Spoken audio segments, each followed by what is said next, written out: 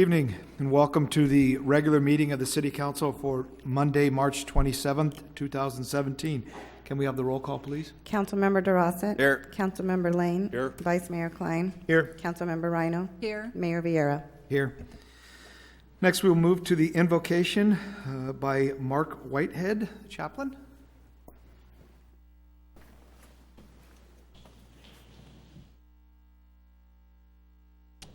Lord, we just thank you for a beautiful day. Lord, we thank you for a beautiful city.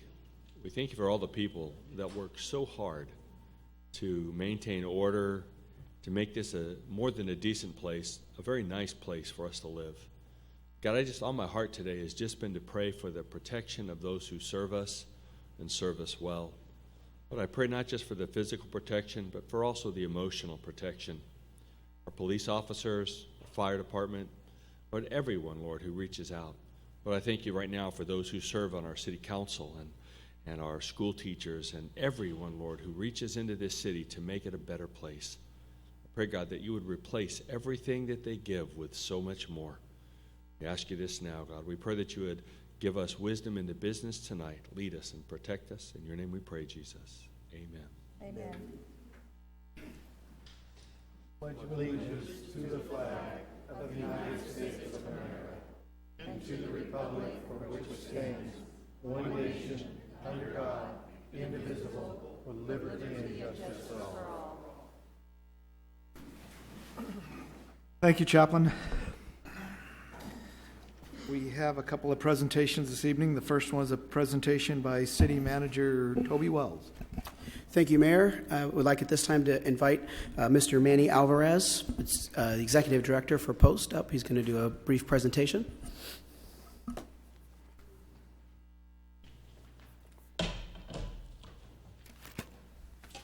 Thanks, sir, and thank you all to the members of the City Council, Mr. Mayor. My name is Manny Alvarez. I'm from the Commission on Peace Officer Standards and Training. And I'm here to present a certificate to your Chief of Police, Mr. Brent Smith. He doesn't know I'm here. I saw him in the back. So I was trying to be as inconspicuous as possible. I've met your chief twice. That's it. I come here with really no agenda, no political agenda. I hope you're happy with your chief, and I just want to present him with a certificate. So the Commission on Peace Officer Standards and Training, or POST, is a state agency made up of 117 men and women who set the training standards and the hiring standards for police dispatchers and peace officers throughout the state of California. We have 82,000 peace officers that fall under the POST program and 8,000 dispatchers. We think that in California, we like to say, are the gold standards for law enforcement and for law enforcement training. Our peace officers get more training from the time they go through the academy to the time they retire than anywhere in the country. We only require peace officers to receive 24 hours of continuing education training every 2 years, or 12 credits, 12 hours, or 12 days of training every year. It's not a lot, as you can imagine. Actually, I said 12 days. It's 12 hours. The only time that we have a difficult time is with chiefs of police and police chiefs and sheriffs who really don't have time to go to courses, don't have time to go to classes because they're managing their departments. So a few chiefs take us up on an offer for an executive certificate. Your chief has done that. So the requirements for the executive certificate are there's a number of hoops or jumps you have to take to get to the executive certificate. Your chief has done all of them. There's a supervisory certificate. Once an officer becomes a sergeant in the state of California, we require them to go through an 80-hour course. It's required after within 1 year of being appointed. They have to go through another 2-week course from the time they become a lieutenant, and then after that, it's all optional. We've issued about 1,200 certificates, executive certificates, since the inception of POST about 60 years ago. So for me to do this, I think I get to do it perhaps once a month on average. So it really is an honor to present it to the chief. He took the course actually in 2010, 2011, before he became a chief. But they have to wait 2 years from the time they're sworn in as the chief to receive the certificate.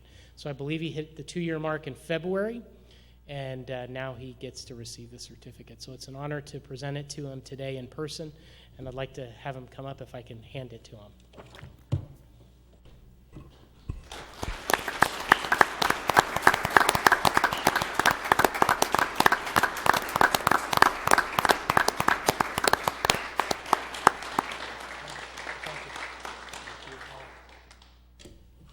So I get to go up to Sacramento on Friday to see Manny again. I just want to thank everyone. Pretty sneaky.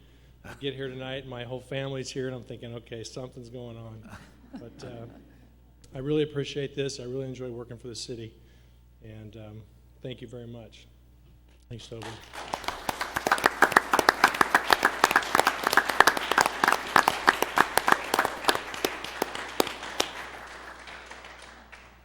Next, we have Community Center Artist Appreciation. Hello, council and audience. We had the honor of touring, giving a tour tonight of all the different art that has been contributed here, and we're quite proud. So in last year, in line with the beautification goal that council set, we have kind of started here to create art in the community, and we want to honor those who have contributed. So, Okay. With that, I'll go down the list here, and you want me? I'll do them one at a time. yes. Okay. First is the Berryhill family.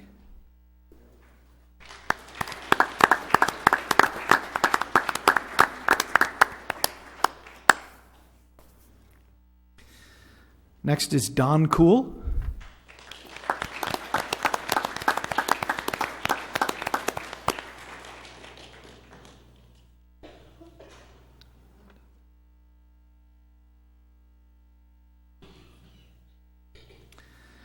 Next is Angela Mendonza. She's upstairs. Next is the Davis Guest Home Residence.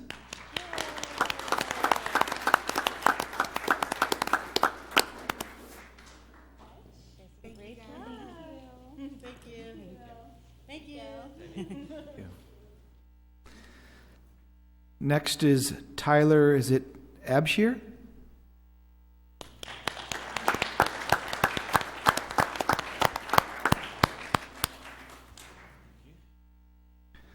Okay, Dylan Robbins.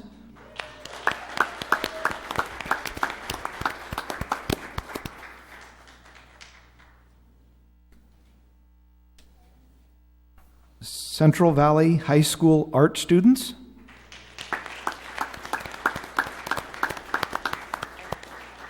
Okay,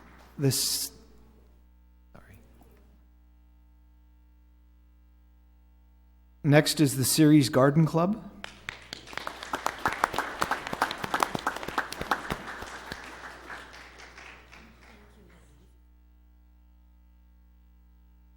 Next is the Ceres Persephone Guild.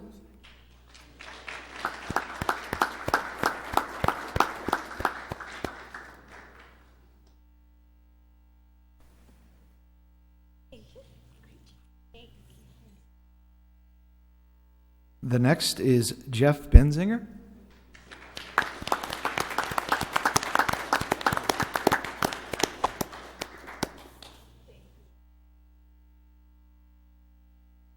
Next is K. Beaver Elementary School.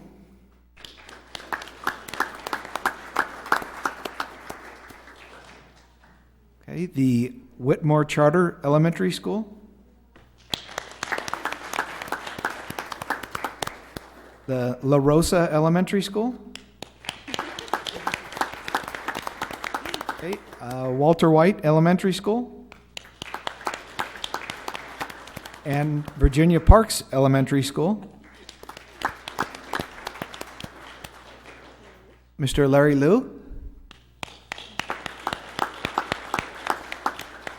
And last but not least, Joel Holstein.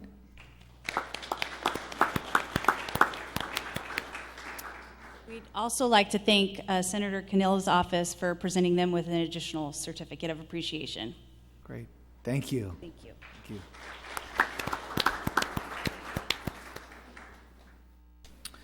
Next, we'll move to citizens' communication to councils on matters not included on the agenda. While the City Council welcomes and encourages participation in City Council meetings, adopted rules allow no more than, and for this evening, because I think there's going to be a lot of speakers on a couple of the items, I'm going to move the speaking minutes from 5 to 3 so that it gives everybody an opportunity to speak. So it will be no more than 3 minutes for expression of non-agenda items. Matters under the jurisdiction of the City Council and not on the posted agenda may be addressed by the general public. However, California law prohibits the City Council from taking action on any matter which is not on the posted agenda unless it is determined to be an emergency by the City Council. Citizens are entitled to address the City Council on any agenda item subject to the 3-minute provision. At this time, I have one speaker card, and it looks like Rebecca Harrington.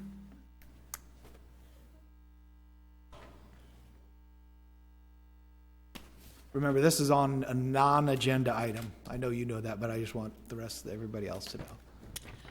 Good evening, Mayor Vierra and council members and City Manager Toby Wells. The reason I'm here is that we got a letter approximately around March 15th or 16th, dated March 10th, from your finance department stating that we owed back fees of $1,842.72 for accumulated sewer connection fees on our property. Imagine the surprise to my mother, who's 87 years old, to receive this bill. We had no prior indication that there was a problem. We didn't really pretty much couldn't understand what the issue was. So I called down to your finance department to find out that this bill happened because your department or your Public Works Department was out looking at properties that may have had 1 or 2 dwellings on the same property. Our particular property was purchased in 1948. My father put a garage that turned into a little house that eventually had an outhouse and then eventually had its own septic tank. And back in 1970, with the help of Gary Condit, about 9 other members with my father paid $25,000 out of their own pocket to put in their sewer line, and it was called the Bystrom-Souza Sewer District, which was eventually taken over by the City of Ceres, and we maintained and continued to pay bills to the City of Ceres. So we have this little house that basically is a small bedroom, a bathroom, and a kitchenette. Nothing more, nothing less. For the most part, it has been vacant for many years at a time. Just most recently, it has been inhabited by myself or my son, who's living with us because sometimes we have to take our children back home. So we're a 3-generation household. I am unemployed. My mother is a widow and retired and has been retired for many years. So what I'm concerned with is that we were told that we had to pay this bill by April 1st, and we would also have to pay a double bill of $53.48 times 2, which approximately comes out to about $107 on top of the $1,842.72. So when I called to ask them how we could extend this bill out, we were told it would be 15 months, and then they said there would also be an additional charge. So now I've found out that after Mr. DiMartini called and spoke to Mr. Wells, he said it could go up to 24 months. After I got the City of Modesto involved, I got Channel 10 News involved, Channel 13 called me today, and Fox News 40 also was very interested because our area is a low-income area. The majority of the people that live in our community are Spanish-speaking. Many of them will not come here. So I, as the Municipal Council, our South Modesto Municipal Council chairperson, I come and speak on their behalf. And I'm concerned because this is an exorbitant fee. And I don't know what the premise was or how this happened, or we're being made to feel as if we did something wrong. But we've never did anything. We've always paid our bills. We've always been on time. We never received any prior notification that said, oh, by the way, here's a little questionnaire that says, if you have more than 1 dwelling, please let us know so that we can accurately bill you. Okay. I'm sorry I failed to mention that on the light that we have there when the speakers come up, for the first portion of the speaking, it will be green. When there's 1 minute left, it'll go to yellow, and then when the time is up, it goes to red. But you weren't aware of that, so that's fine. Was there any more comments that you had? Well, I just wanted to find out exactly how the city of Ceres intends to take care of this, because that is a huge amount of money, and even if you're to break it out over, I think Mr. Wells said to the news, you break it out over 36 months, you're still talking about a $150 plus bill, plus a finance charge on top, which then takes this $1,872.42 or whatever to another $360 on top of it. I would be very happy to continue to pay the bill as it was presented to us, but to take that to that community that's a very low income community. We don't have curbs, we don't have gutters, we don't have sidewalks. Very few of the people do have the hookups to the sewer. We happen to be one of the fortunate ones because of my father's foresight. But I think there needs to be a little bit more consideration and not this abrupt bill that's been handed to you. I've got the bill here, and I've got this other one here, and thank God I did call to find out they did suspend our automatic payment, so that we do have to come down and pay the monthly, regular monthly bill. But I really would feel that we need to have some type of a citizen advisory, something to discuss this, because to drop this on a community of 40 homes with no more than 3 weeks advance notice that you're due on April 1st. Sure. Okay. All right. Are there any questions of Rebecca before we can have a discussion on this? Okay. All right. My phone number's on the thing if you want to call me. Yeah, I have it here. Okay. All right. Thank you. Okay. Do we want to have a discussion on this, or? I can address a couple of things on this, Rebecca. First of all, I can completely understand your frustration and the situation that you're in. However, this very subject was addressed about 3 years ago, I think it was, when we were dealing with the water meters, when we found out that there were a number of residents that actually had illegal hookup to water. And so we already have set precedent with those folks where we were willing to work with them to pay back the amount of the service over a period of time. But you must understand that we have over 10,000 hookups here, nearly 47,000 people. If all of them decided they didn't want to pay for 3 years worth of service, I mean, I'd have more people out here than I have today. And so I understand your frustration, and we're willing to work with you. But I can't help that in 1948, when the county developed your area, that they didn't notify us that there were multiple dwellings. It doesn't matter what. Okay, well, whenever it happened, it was developed, I'm assuming not in the city of Ceres, because there's no curb, gutter, and sidewalks, and we require that. So that tells me it was developed in the county. And when we took over those services, if we weren't notified, we don't know. So equally as well, there are, I could say this. Excuse me. This. The wash on the $2,500 that we paid to put the sewer in that did not come from City of Ceres, and we'll go on a wash. Okay. Again, that was I can't. What was done in the past, I can't turn that. To ask all of the citizens who are also on a fixed income to absorb a higher rate to fund was the service provided for the? We always paid our bill. That's not the question I had. Was the service provided? Had service. Okay. City of Ceres and paid it. For is it 20 years? 20 years. And so at this point, we're only going back 3 years because that's all that we can go back. And we're willing to, so you in essence, this is 20 years hypothetically. There was 17 years that you didn't have to pay for anything. So I have to sit up here and be fair and impartial to all the citizens. And I understand that it's difficult for you, but again, there's 47,000 other people out here that have to pay. So I'm willing to work with you on a payment program to get this, and it doesn't have to be abrupt. And I'm willing to waive any additional fees and charges associated just to get that bill.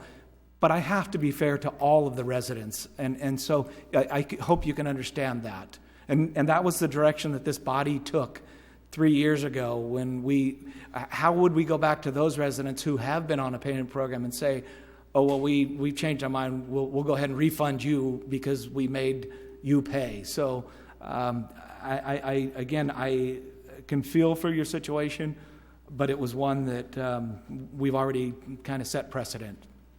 I don't know if there's any other comments the council had on this. I'd like to see that not to have any finance charges at all, and obviously April 1st is not the day. I mean, it's around the corner for crying out loud, but to do what we can do to help you get to that point, and I don't know what that time frame truly is, but to have no finance charges, period. And whatever the bill is, if it's $1,842 and in whatever time frame, that's what it would be paid. Any other comments? I think you said it well. Just, Mr. Wells? you did set by resolution the process for us to proceed with this, which included the service fee, and basically because we're administering an agreement that we don't normally do, so it's additional staff time to administer. So there's not a finance charge; it's a service fee of $10 a month. Just waive that as well. So you want that across the board, or just That's for fine. these individuals? It has to be across the board. It has to be. So in order to do that, we have to bring that action back to you, because we have to change that resolution What's to the do that. council's desire? So you're saying for the entire city, we Well, have to do that? Yeah, well, that's what I'm asking. Are we talking about just this local issue that we're talking about for North Series, or you want that across the city? Because that's the resolution that I'm referring to. Because you adopted a policy and put a resolution in place that gave the rules for finance department to implement. And so if it's just unique to this situation, or are I you giving personally, staff? because they're already paying it on the other bill with the service charge, I could live with waiving it for these second hookups that So we second have. unit. Second unit, but again, for I'm only one Any up other here. situation, I not the agree. case. I agree. I agree. Okay, we'll probably need to come back with that action, but I believe, Tom, if you can correct me if I'm wrong, I believe this is enough direction for staff to move forward on this particular issue. We bring back any resolution to clarify the direction that you just gave. And I personally, if it's 36 months, even if it's 5 years, I don't care. I'm willing to work with them to make it, because I understand there's a hardship, but I can't just waive it. Recognize that the longer we go, the more staff time's involved. So, I mean, from a staff perspective, 3 years is pretty reasonable, especially with the tenancy of some of these, or, which are rental units that do turnover. So, but again, council direction, however you'd like us to proceed. I don't have a problem with 5 years if someone wants that long. I don't have a problem with 5 years. No, I don't have a problem with 5 years. I mean, from what the indication is, we're looking at 40 residents and not 40,000. Right. Or 400. We're looking at 40 residents at the time, so I have no problem. There's more than just this 40. This is what we had identified in this current audit. There will be more than just 40. Well, as long as Don't it's have a not magnitude. 10,000. No, it's not 10,000, but Okay. it's probably in a magnitude in the 100-ish range, would be my guess, based on what we know today. Okay. Before we take on any more properties from the county or anyone else, let's make sure that we know how many other dwellings are on it, so. But we didn't take these properties on. Recognize that was back in the Stanislaus series redevelopment process Gotcha. as well. Okay, is there anyone else that would like to speak to the council on a non-agenda item?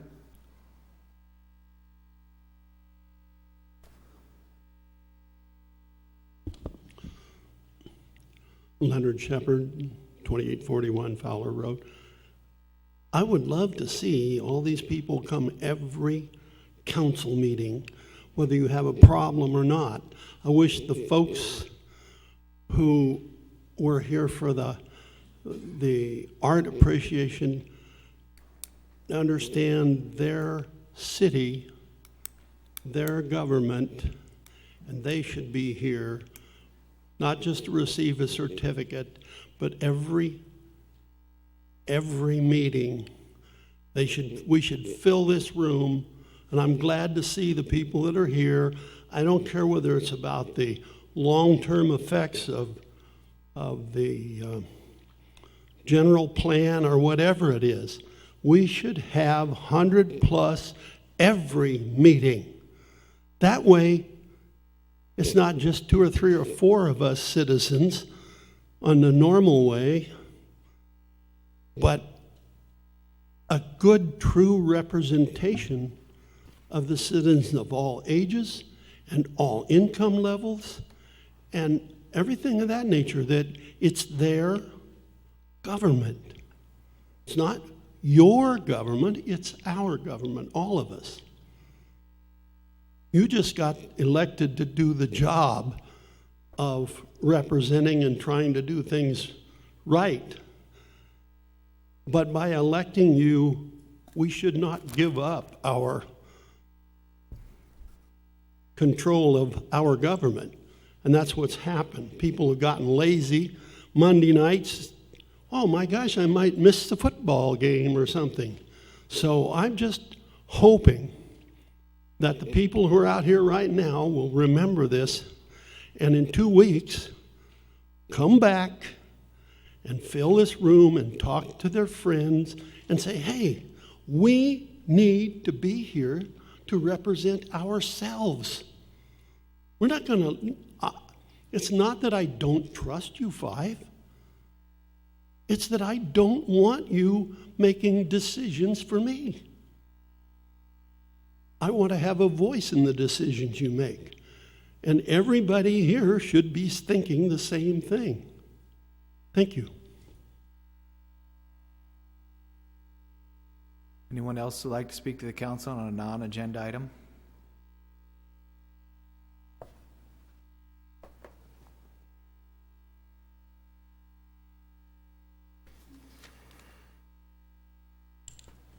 Good afternoon. I brought the wrong papers. This is a bro to get rid of my Jeep. It was supposed to be the water bill that Toby charged me $100 for my garbage can to be out in the middle of the street or wherever it's supposed to be. You got 2 garbage cans still out here in front of this building. Your city employee come by my house and told me to unhook my motorhome. Well, my motorhome batteries are dead and they won't take a charge. My refrigerator in my motorhome won't work anymore. That's $1,800.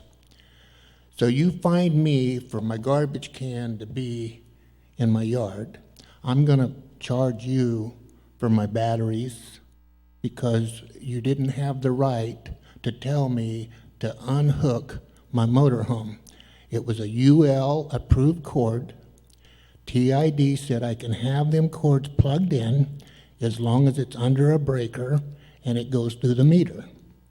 My cords were UL because the inspector come out there after the assistant fire marshal come out there and looked at it. We called the county inspector to come out and look at it, and he said it was okay. So now then, my motorhome won't work because my batteries are dead, and my refrigerator won't work.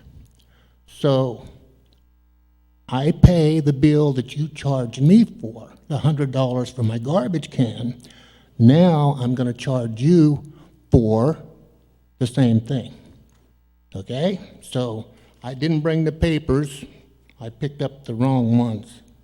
So I don't know who I send the bill to. Who do I send the bill to, Chris? Do I send it to? How many weeks was the extension cord hooked up? Probably 2 or 3 years. 4 or 5 years. I think, don't we have a 72-hour? 72 hours for what? The maximum that you can leave something. No. That's in the that's in. It's immaterial. 3 years though. I know we don't. 5 years or 6 years. You can leave it as long as you want. It's on the driveway. It's in the driveway, and it's not being used, but just being plugged up. I'm not sure what the code is. What's the code, Mike? How long has your motorhome been hooked up to your power? Mine's in my backyard behind the fence. You're mixing 12 different items here. You were Okay. fined for 7 code enforcement infractions, and we negotiated a settlement of a $700 bill to $100. Because he come And to now my you continue house to and bring back an harassed item my wife. 7 years old. He harassed my wife and told me I had to unplug my motorhome, which is wrong. All right, Don, if Okay. you'd like to get together, I'd be more than happy to meet with you and go over that. Okay, thank you, Chris. Thank you. Anyone else that would like to speak to a council on a non-agenda item?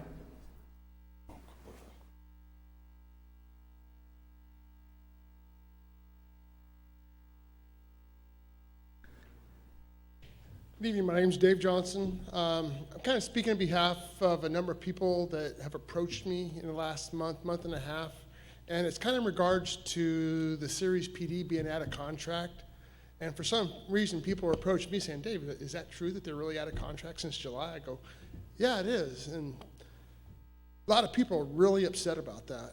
You know, they don't feel, you know, I mean, they know what's going to happen as officers are leaving, and we're shorthanded. So it's getting to be a big deal to some of these citizens, you know, that we're understaffed, not even under contract. You know, they're talking about, you know, gosh, are they going to go county sheriffs or like I don't know. I go, you know, hopefully the city will get it wrapped up. But I mean, each week I'm approached more and more, and I hear people talking about it more and more. Is there any light at the end of the tunnel? Unfortunately, I can't discuss labor negotiations, but yeah, we would like a settlement as quickly as I'm sure they would. I mean, because like we're, you know, even, you know, I live in the wine streets, northwest Modesto. Last 2 months, it's unbelievable the nighttime crimes going on, and you know, and we're shorthanded. You know, we don't have the officers to take care of it. Sure. It's very concerning. Sure. Thanks. Mm-hmm.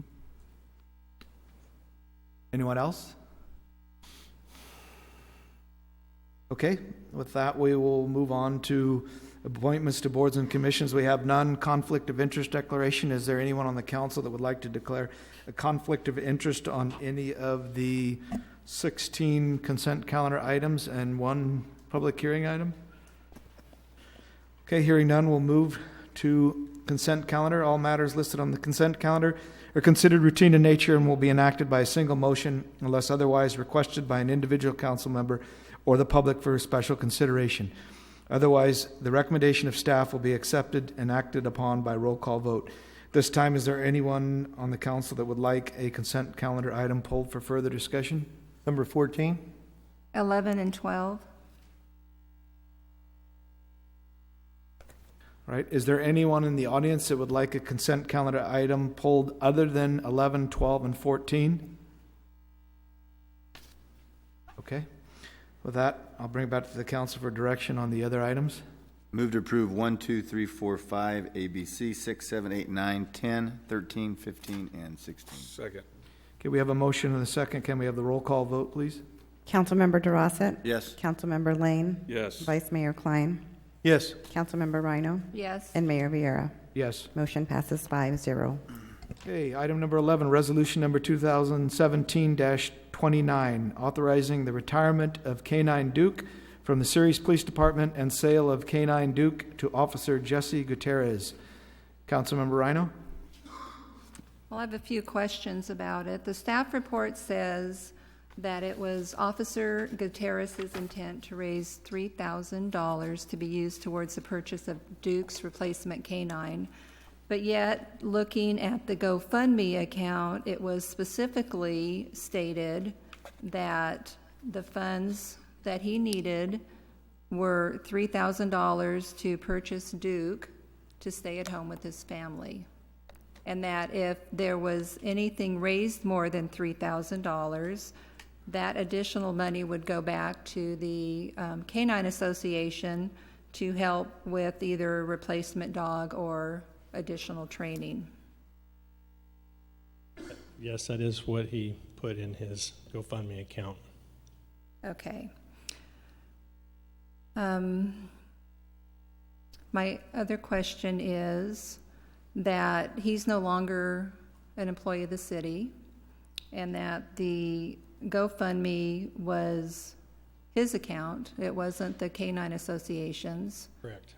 So if the council opted to sell him the dog for $1, even though he's raised $3,120, there's no guarantee that that money, whether it be $3,119 or $120 would actually go to the Canine Association because he's the one that's in charge of the GoFundMe. Is that correct? That's correct.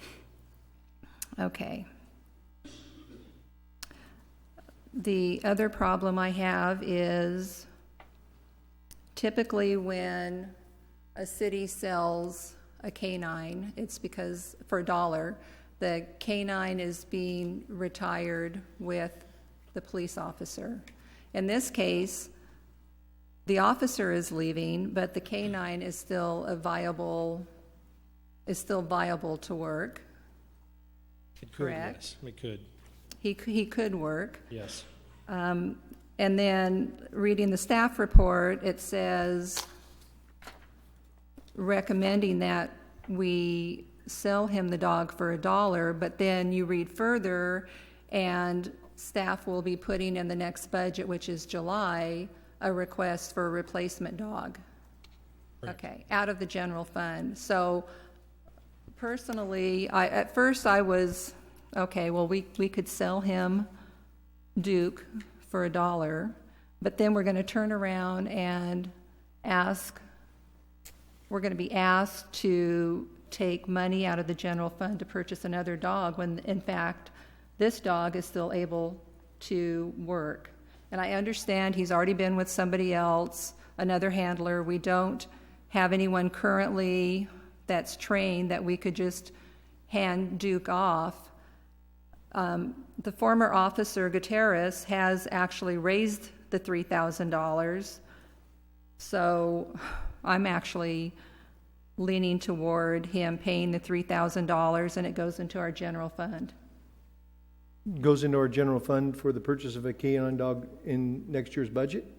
Well, I don't know that we can put it into a separate account, but I think if in fact staff does a budget request for a canine, that we need to remember that we received $3,000 into the general fund and it should go towards the replacement of another canine.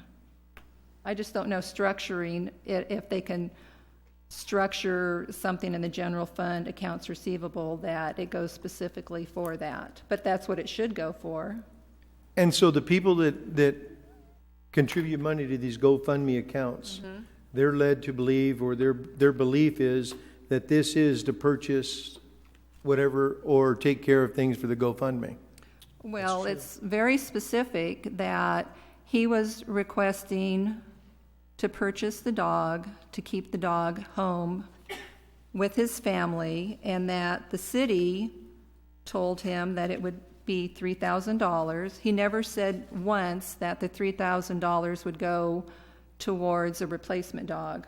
He never said that. All he said was that if there is any money left over after the $3,000, then he would give that to the Serious Canine Association, their 501c3, and they could keep that for another replacement dog or training for a future handler.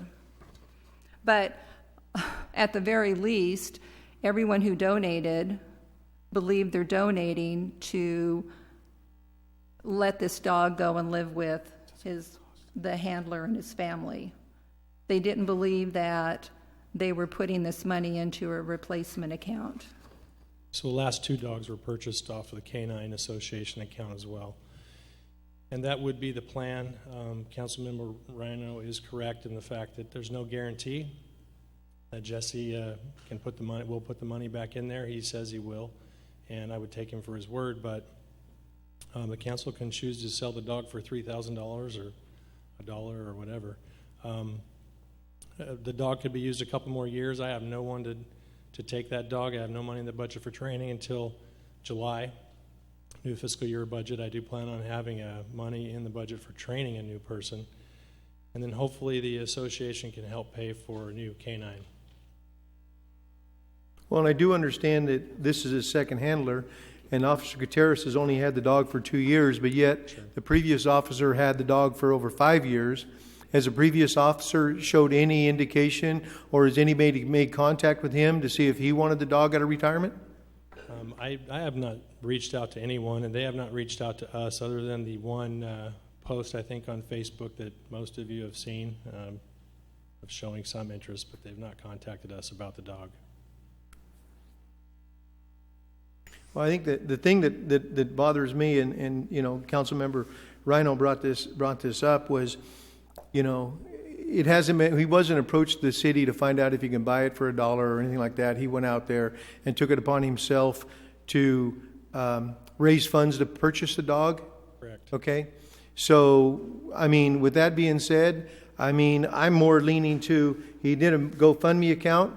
I would like to see the GoFundMe account being transferred into the POA's Kline 501c3. And once that's done, then I have no problem with him getting the dog. I think the only point to be made is there's no legal requirement that he has to do that. I think that's what she's bringing up. And well, and there's no legal requirements that we have to sell him the dog. Well, but then the issue becomes we have to pay for boarding of the dog. That's true. Which would be a horrible waste of a police dog to sit in a kennel, even though I know the kennel and I know they're a great facility, but I don't want to see that happening either. And to me, he was so specific that he needed this dog to stay with his family, that he raised the amount he needed. So I think he has the money, that we should just sell it to him for $3,000, put the money into the general fund, and then know it's there to help with the next purchase. Okay, Councilmember Durossette? Do we have any other canines out there? We do, don't we? We have 3 right now, yes. So 3. So just say, for example, police officer A wants to go get a job in Tracy. We've already set protocol in regards to past practice, in regards to maybe how we'd handle this, depending on how old that dog is. I'm glad you pulled this, Councilwoman Ryno, because I agree that I think we need to get somehow the $3,000 for that dog. I would even maybe say $5,000 because that's what it costs by the time you train him and do the whole 9 yards. There's an agreement in the binder here regarding the retirement of this police canine, and it said the city series hereby sell and transfer canine Duke to Jesse Gutierrez for the sum of, and I would probably like to make a change on that, $3,000. And if he really wants a dog bad enough, then fine. And I understand that for 5 months it might cost $4,500. $2,500. I think. Was it 45? It's $4,500. But the point is, he went out there publicly with the GoFundMe. He got his $3,000 he asked for. Right. So he needs to turn over. let him spend his $3,000 that he got donated and buy the dog for $3,000. Right. Yeah. Absolutely. That's fine with us. Okay, at this time, I'm going to open it up for anyone in the audience that might like to speak on this item, and then I'll bring it back to the council for discussion and direction. Who speaks for Duke? Seriously. Taking him, he's already gone from one family to another. And he is evidently really attached, and they're really attached to him. It doesn't bother me that he raised $3,000, but just don't put it in the general fund, because then you have no guarantee that it's going to be used to buy another Duke. Other than we sit up here and we say publicly that he buys it for $3,000, it goes in the general fund, and we know that we've earmarked that towards the purchase. Unless you get that earmarking in solid writing, then it goes nowhere else but to purchase another dog. You haven't got any control over it, no matter how much you think. It goes in the general fund, it's general fund. It can disappear within a minute. Sorry, Shep. I think we just put it back in the 5013C. That's fine with me. Let the SWAT or let the individuals buy another dog. And that's what I had mentioned. I think that's a great idea. Then Duke gets his family gets him, and the organization is dedicated to providing more dogs and everything. I think it's a great idea. So I'm going to say I speak for Duke.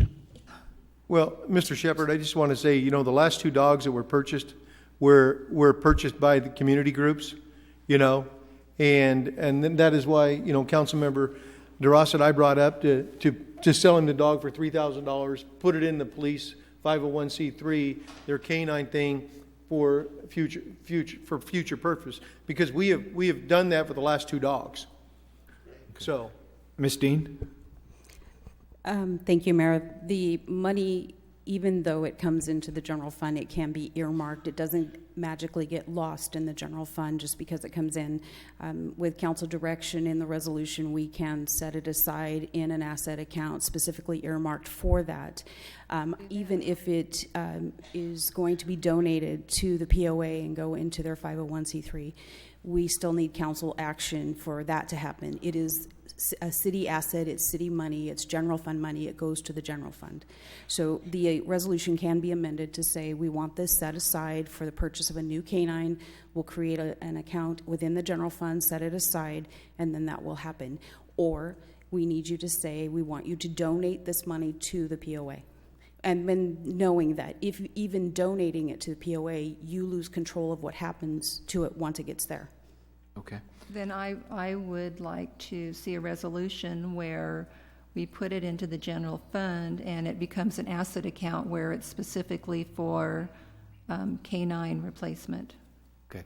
Let me hear from the rest of the audience and then we can have that discussion. Anyone else would like to speak on this item? Please come forth.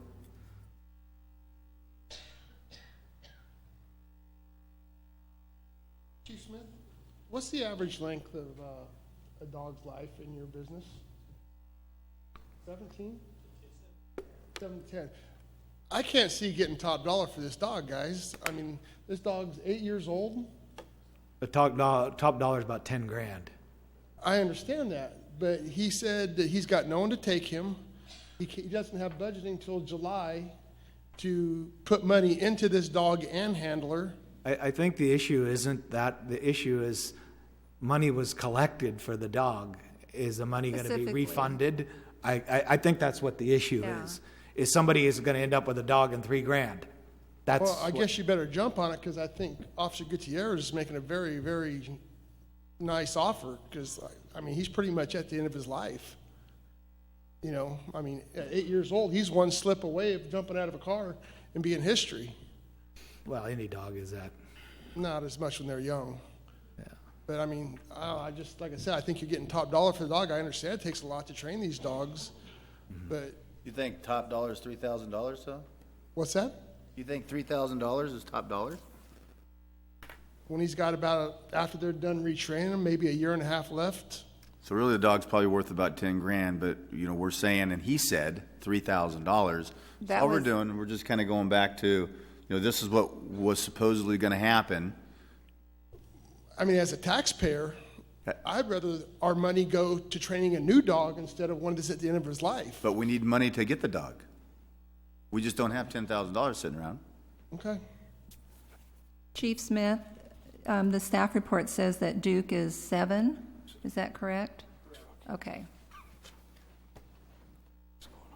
Okay, is there any other comments on this item?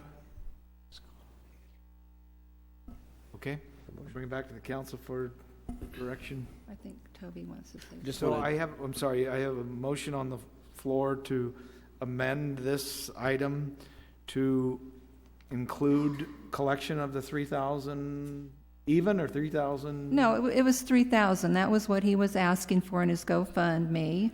And that the $3,000, once we receive it from former Officer Gutierrez, that it be placed in the general fund asset account, which will be specifically for a canine replacement. Can I ask a question? Sure.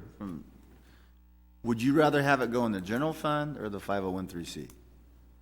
It doesn't matter. I think that as long as the money's used to purchase a canine or canine training for the new handler next year, it'll be fine. Okay.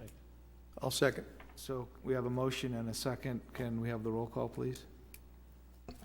Councilmember Durossette. Yes. Councilmember Lane. Yes. Vice Mayor Kline. Yes. Councilmember Ryno. Yes. Mayor Vierra. Yes. Motion passes 5-0. Okay, item number 12, resolution number 2017-030, authorizing the disposal of, is it V-View body-worn camera system to Ontel Security for the purchase price of $1 U.S. currency. Councilmember Ryno. My question is for the city attorney.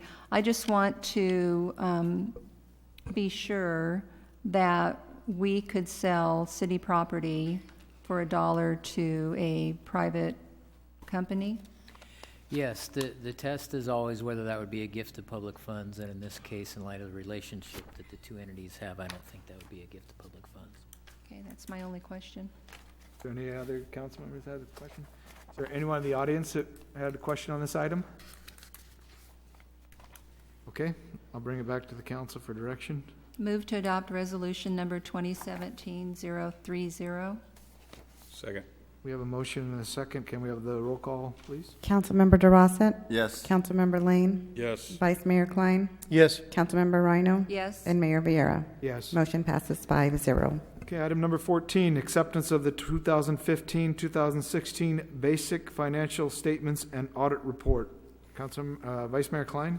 Well, I pulled this item more or less for comments because, you know, and as Mr. Johnson from the audience came up and spoke about the police officer's contract and thing, you know, before he was pulling this, I had already talked to myself about what's going on here, and I wanted to point out a couple of things about the 2015-16 year-end budget.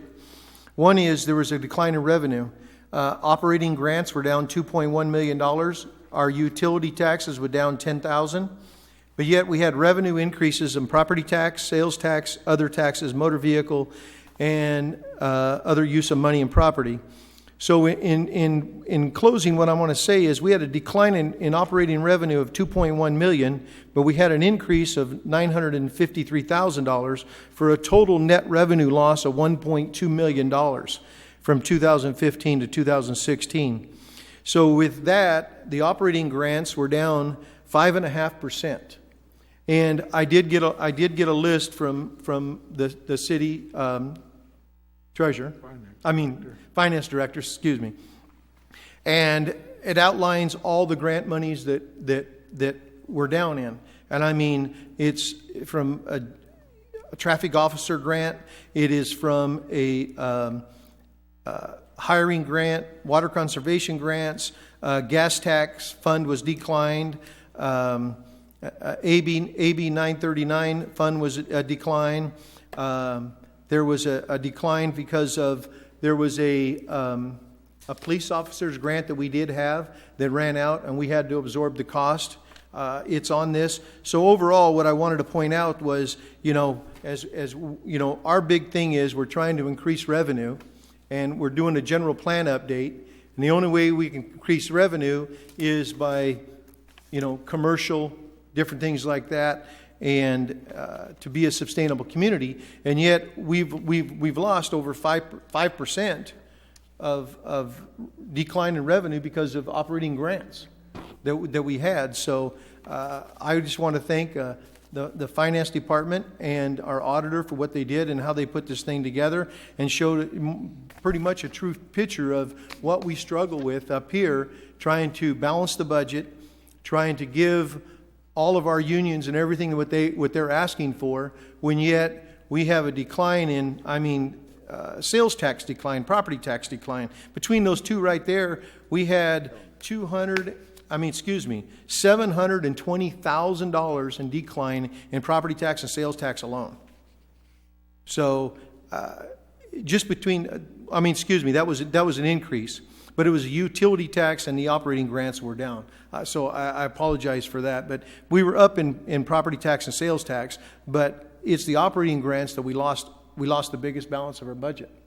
So, you know, with that being said, I do want to commend the finance department and our auditor for putting together the 2015-16 final budget and analysis, and thank you very much. You want to make a motion? As soon as you know. Is there anyone in the audience that would like to speak on this item? I'll make a motion to accept the 2015-16 basic financial statements and audit report. Second. You Second. Okay, we have a motion, a second. Can we have the roll call, please? Councilmember Durossette. Yes. Councilmember Lane. Yes. Vice Mayor Kline. Yes. Councilmember Ryno. Yes. And Mayor Vierra. Yes. Motion passes 5-0. Okay, moving on, we have no unfinished business. We have one public hearing item. It's a public hearing to consider selection of a general plan preferred land use alternative. Before I turn this over to Mr. Westbrook, I wanted to make a few comments here. There's been a little bit of chatter that I think we've all heard. First of all, I appreciate seeing such a large turnout here this evening. When we started this process, our goal was to get out and educate the public as much as we could so that we would have a large turnout. I'm pleased again to see that everyone is here. This is not our plan. This is your plan. We have had this a transparent process. I don't think I can speak for myself, and I think all of my colleagues here. As we go through this discussion, which is focused on land use tonight, there's not been one council member or myself that has given any direction to anyone about land use. So it's a blank canvas for us. The only thing that we're guilty of doing is asking our consultants to come back with their professional opinion on land uses. So it's their recommendation. It's them keeping us where we need to be with some of our state requirements and different things.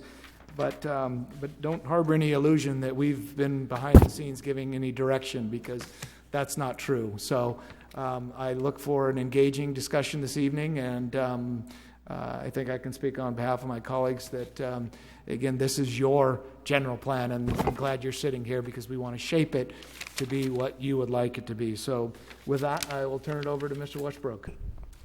Thank you, Mayor, council members. Sophie Martin from Diet and Badia will be up in just a moment to give a presentation, a PowerPoint presentation that was included in your packets. Just wanted to mention a couple of things before Sophie gets started. There was on the dais this evening, there was a couple of correspondence letters and emails that we received after the Planning Commission meeting and before the City Council. One of those was from Mr. James Atchison, who owns property off of Gondering Road. His letter in summary really talks about his preference being alternative 1. Alternative 2, as recommended by the Planning Commission, has some general industrial land uses, and he would like the existing general plan designation of low density residential instead. The other 3 letters were from Mary Jane Schuber, Stella Coakley, and Patricia Cousins. Largely those letters refer to kind of being opposed to alternative 3, which was the kind of the industrialization of Faith Home Road. They were kind of implying that alternative 1 or 2 would be better suited, but not alternative 3 at all. So with that, I will introduce Sophie Martin with Diet and Badia, who will give a PowerPoint presentation. Thank you, Tom. Do I need to do anything to get the presentation going, or? Okay. Great. Thank you, Tom. Good evening, Mayor.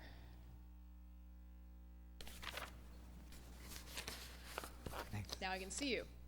Good evening, Mr. Mayor, members of the City Council. My name is Sophie Martin with Diet and Badia Urban and Regional Planners, assisting the city with the update to its general plan. Very pleased to be here this evening and share with you where we are in this process. I appreciate the mayor taking a moment before this item began to point out that this general plan really is intended to embody and implement the vision of the people who live and work here in Ceres. And that's exactly where I wanted to start off this presentation, is by reminding the council of the vision statement and the guiding principles that were previously prepared and adopted and form the basis of the general plan moving forward. The vision for 2035, which is the build-out year of the general plan. Oh, sure. Is that better?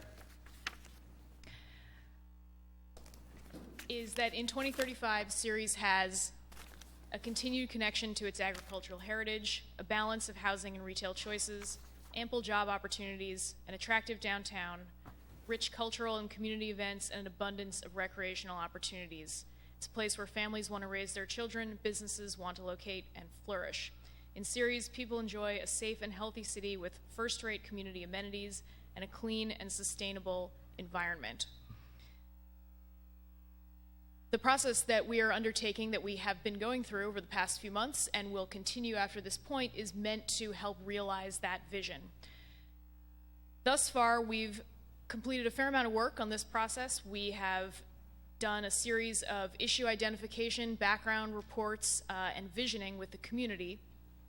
We've prepared background studies looking at existing conditions of land use, economic conditions, fiscal conditions, transportation conditions, and other topics. We had 2 community workshops on visioning, community-wide survey. All of this helped to prepare the vision that was shared and that is shaping our decisions moving forward. We're now at the stage where we are taking a look at different land use alternatives and understanding what the implications of those land use choices are. We've come up with a range of land use alternatives that represent a range of options for potential future growth. And ultimately, one of these, or a combination of one or more of these, will form the preferred plan land use diagram around which the rest of the general plan is built. For context, this is the city's current general plan land use diagram. And as we get into the details of the 3 alternatives, you'll see a lot of similarities between what you have on the books right now and what is potentially being proposed and considered. Most notably, the planning area, the study area, has stayed the same from what your current general plan considers moving forward.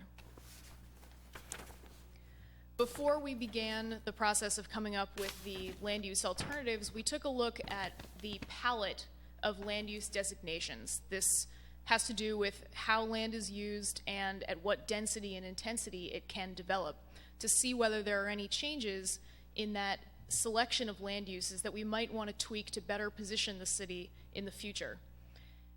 The biggest change is the introduction of a new land use designation that we're calling regional commercial.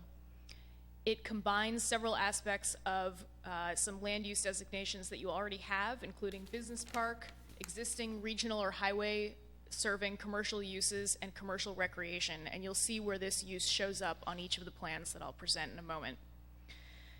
I'm going to quickly walk through the concepts behind each of the 3 alternatives and then show them on the map before we get into a quick discussion of their impacts and the analysis of them. The first alternative we are calling the modified existing general plan. It represents largely a continuation of the city's existing conditions and current general plan map.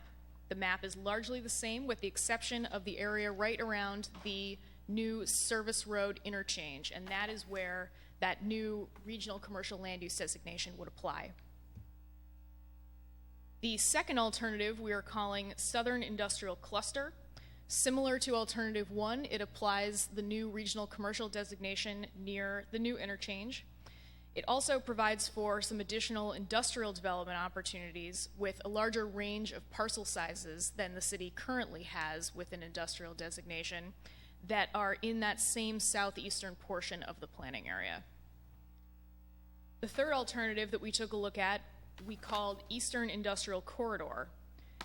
Same as alternatives 1 and 2, it has the same regional commercial designation by the new interchange area, but instead of providing additional industrial development opportunities in the southeast, it positioned them along the northern portion of Faith Home Road near the border of Modesto, which would envision the improvement of Faith Home Road and a potential bridge over the Tuolumne River at that point. So quickly we'll walk through what these look like on the map. Again, Alternative 1, modification of the existing general plan, and here you can see that change area of where the regional commercial designation would go. And here it is in the context of the rest of the general plan diagram. For Alternative 2, we see again the regional commercial designation, some service commercial uses adjacent to it, additional industrial development just west of that, and residential uses replacing what is currently designated industrial reserve. So again, focusing industrial development in the southeast. And here it is in the context of the rest of the plan. The third alternative, again, called the Eastern Industrial Corridor, we see that same general plan, regional commercial designation in the southeast, but the general industrial located adjacent to the Beard Industrial Park along Faith Home Road, and residential uses instead in the southeast. And here again is that alternative and those changes in the context of the rest of the plan diagram.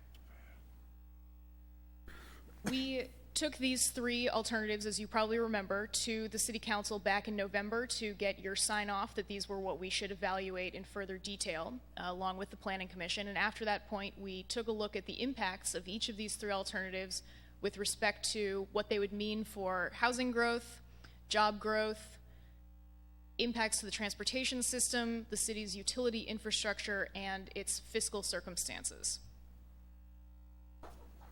This is a quick snapshot of the development capacity that would be possible under the three alternatives. And I want to emphasize here that we're talking about development capacity rather than the amount of development that the city could realistically hope to see over a 20-year time frame. There is more than enough land capacity within the general plan planning area to serve the city's needs for much beyond the year 2035. So really it's going to be the market and other forces that determine how much development occurs. But what we are doing is providing capacity, options, and opportunities for development of these various types. So again, by 2035, these alternatives have the capacity for around 6,500 new housing units, over 12 million up to 14 million square feet of new non-residential development. And that would be broken into office, commercial, and industrial square footage in broad categories. In addition, new park acreage that would be required to accompany residential development, in particular to support new neighborhoods. All of that also translates into potential for new residents and new jobs. All three of these alternatives, and I'll get to this in a moment, are attempting to advance the goal of seeing greater job growth and commercial development in Ceres overall. So you'll see that there is a greater percentage increase in the potential for new jobs than there is for new housing, and that's shared across all three. With respect to their fiscal impacts, all three of these alternatives are projected to result in a general fund surplus, and that's on an average annual basis looking forward over the next 20 years. This is generally because of increases in job-generating land uses, economies of scale in terms of providing public services, and the expiration of the city's redevelopment obligations, which still provide a hindrance on the city today. Generally speaking, alternatives 2 and 3 are somewhat more fiscally advantageous compared to alternative 1 because, again, they tip the balance a little bit further towards non-residential growth, but again, all three of them would result in an average annual surplus. As I mentioned, they all accomplish similar policy objectives of improving that balance between housing and jobs, providing a broader array of housing types, and for leveraging the new development opportunity when the service road interchange is improved.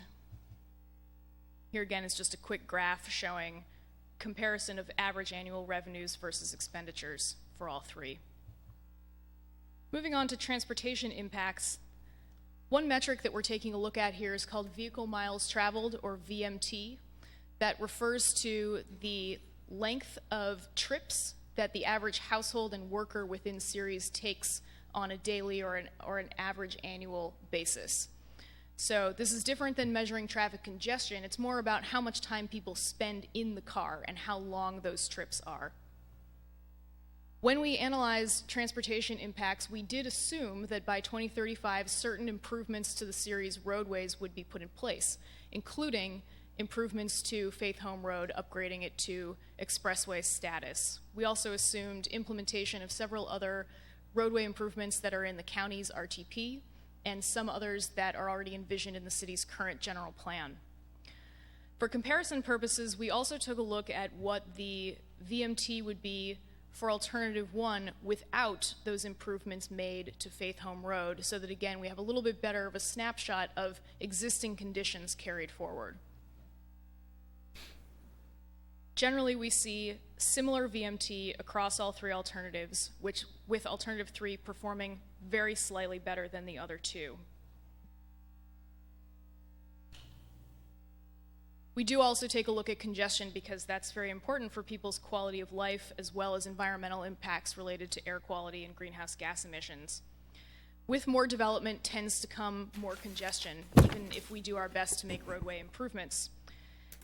So even with assumed roadway improvements in place, each of these alternatives would result in some additional congestion on Highway 99 and various other roadways, including Crow's Landing, Carpenter Road, various segments of Mitchell, and Whitmore Avenue. Generally speaking, all of those conditions are worse if Faith Home Road is not improved. We also took a look at the infrastructure impacts to the city's three wet utility infrastructure systems: stormwater management, potable water infrastructure, and wastewater infrastructure. The costs across all three were relatively similar, and they are generally, for wastewater, very similar to the estimated costs that the city had already estimated as part of its sewer system master plan. It's also important to remember that while these are large numbers, we're looking out over A, a long period of time, 20 years, and B, that much of the capital improvements associated with development under your general plan would be put in by project proponents themselves. However, these costs do not capture operating costs. Once we completed the analysis of the three alternatives, we shared the results with the community at two different workshops. The first one held on January 25th, and the second one held on February 1st. The first one was conducted in English and had around 55 to 60 participants. The second one was conducted in Spanish and had about 34 participants. Between both of these two workshops, a number of common themes emerged. There was a great desire amongst the community to continue to focus on infill development and strengthening downtown. While we tend to think about general plan growth in terms of expanding outward, there's a great interest in continuing to invest in the core of the city and what the city already has today. Similarly, farmland conservation was a topic that was of great concern to many residents, both in terms of developing it and also not wanting to create conditions that would be incompatible with farmland, such as putting homes or other sensitive uses too close to active agricultural uses where they're impacted by noise, spraying, and so on. Costs were a topic of discussion and concern. A lot of people expressed, again, that need for new job growth, taking a look at issues of health and safety and how those relate to land use, such as making sure that if we're locating industrial uses near homes, that we're taking into account what needs to be put in place to protect those homes. People also talked about pedestrian safety as we think about more traffic on the roads and making sure that we provide more parkland and other community facilities. We split into small group discussions, and each one came back with general thoughts and some recommendations about which alternatives they preferred. Neither workshop had a group where Alternative 1 was strongly preferred. One group expressed that they disliked Alternative 1. 4 groups expressed some preference for Alternative 2 with some modifications. 4 groups also expressed a preference for Alternative 3, assuming that Faith Home Road improvements were made. And 1 group also strongly opposed Alternative 3. Next, we took the feedback from those workshops as well as the results of the analysis to the Planning Commission on March 6th. Similar to this evening, there was a strong showing by the public. We had about 60 community members attending, 17 people gave public comment, and 3 letters were submitted prior to the Planning Commission. The majority of people who spoke were opposed to Alternative 3. That came across quite strongly. Several people supported hybrid approaches, either to alternative 1 and 2, and several people also wanted to see a fourth alternative that might be a combination of others as well. Beyond that, a number of other topics came up as a result of the comments that people made at the Planning Commission, and there's a long list here, including fiscal health, many of the topics I mentioned before, desiring a better balance of jobs to housing, farmland conservation, safety, recreational opportunities, improving downtown, making sure that we're proceeding in a thoughtful manner and not rushing growth in any way, and a number of questions about traffic.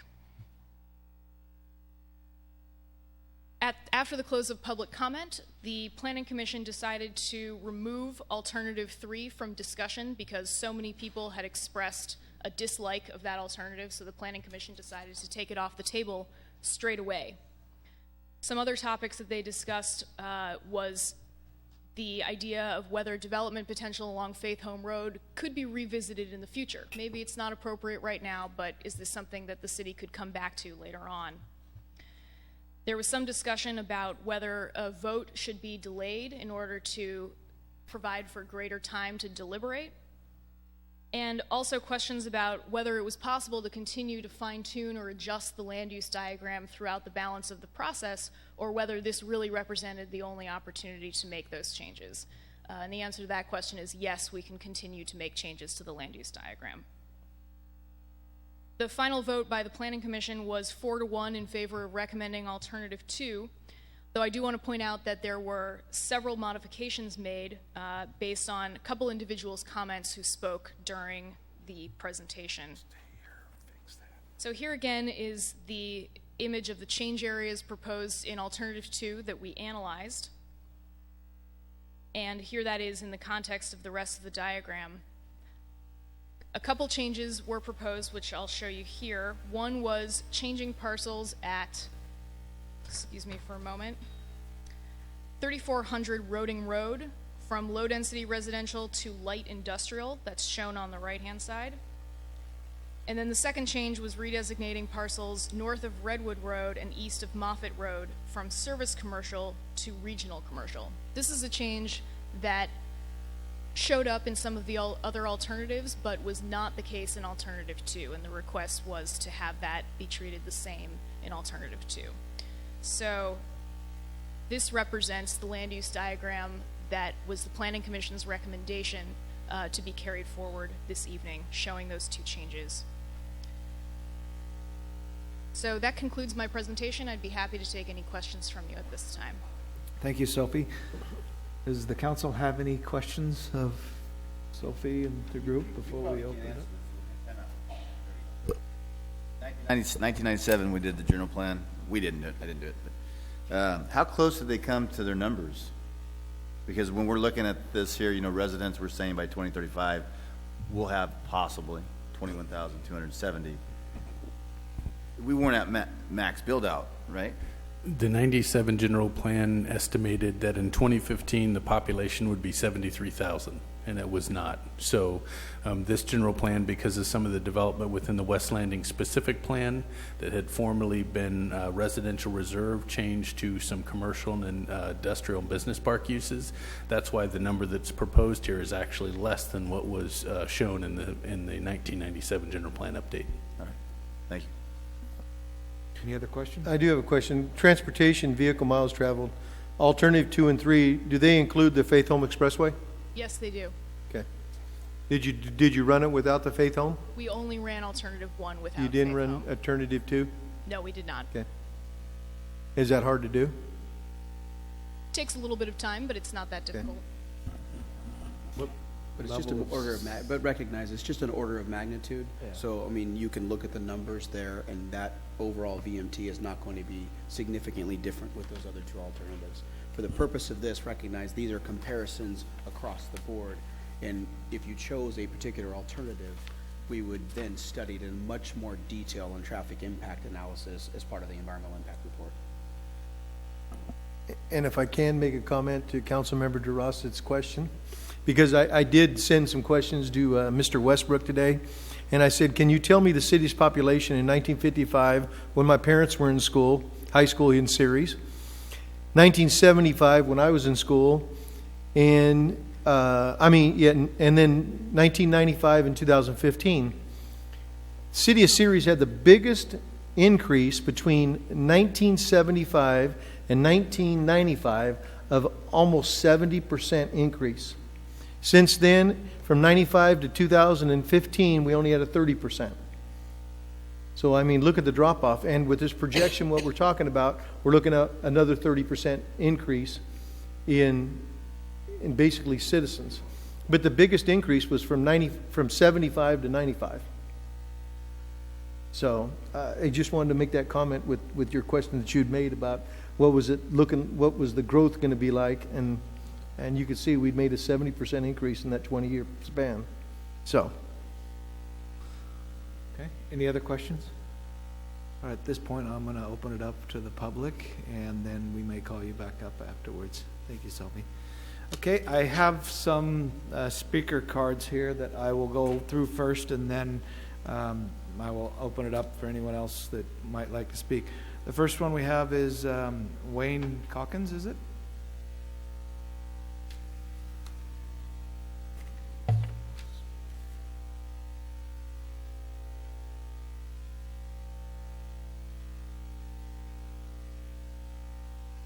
I'm Wayne Calkins. My biggest concern is the Faith Home Expressway. Does it have to be an expressway? Well, because a full-blown expressway will probably close off our property completely to access, and any number of people all along Faith Home will lose access to the property. Sure. Just a little context of this. Part of this is being driven by the county as much as it is anything. It's my understanding they're embarking on an environmental impact report for a crossing over the Tuolumne River. Obviously, they're not going to be doing that and building a bridge that is fed with a 2-lane road. So I think their ultimate vision would be a connection through to 99 and to the east side of Modesto. So I think what we're trying to do is plan accordingly for that. But I wouldn't say that we've said that there needs to be an expressway. But I guess to answer your question, more than likely when we talk an expressway, we're talking limited access or just well, that's what we would try to discuss here. I think if you're going to have a high quality 3-lane road, essentially with center turn lanes, it would handle a lot of traffic without disrupting the current until it's built out much later. Yeah, so I can't answer those questions. I think if at an expressway in its true form, yes, you would want to limit the number of on-ramps and off-ramps, or else you end up with a problem. And right now we have that problem on Mitchell Road. It's one of the busiest roads in the county, and it's only going to get worse. And it's not of our doing, it's truck traffic that is going through our city. So just the concern, don't build it out too fast. Sure. Okay, the next card I have is Patricia Cousins.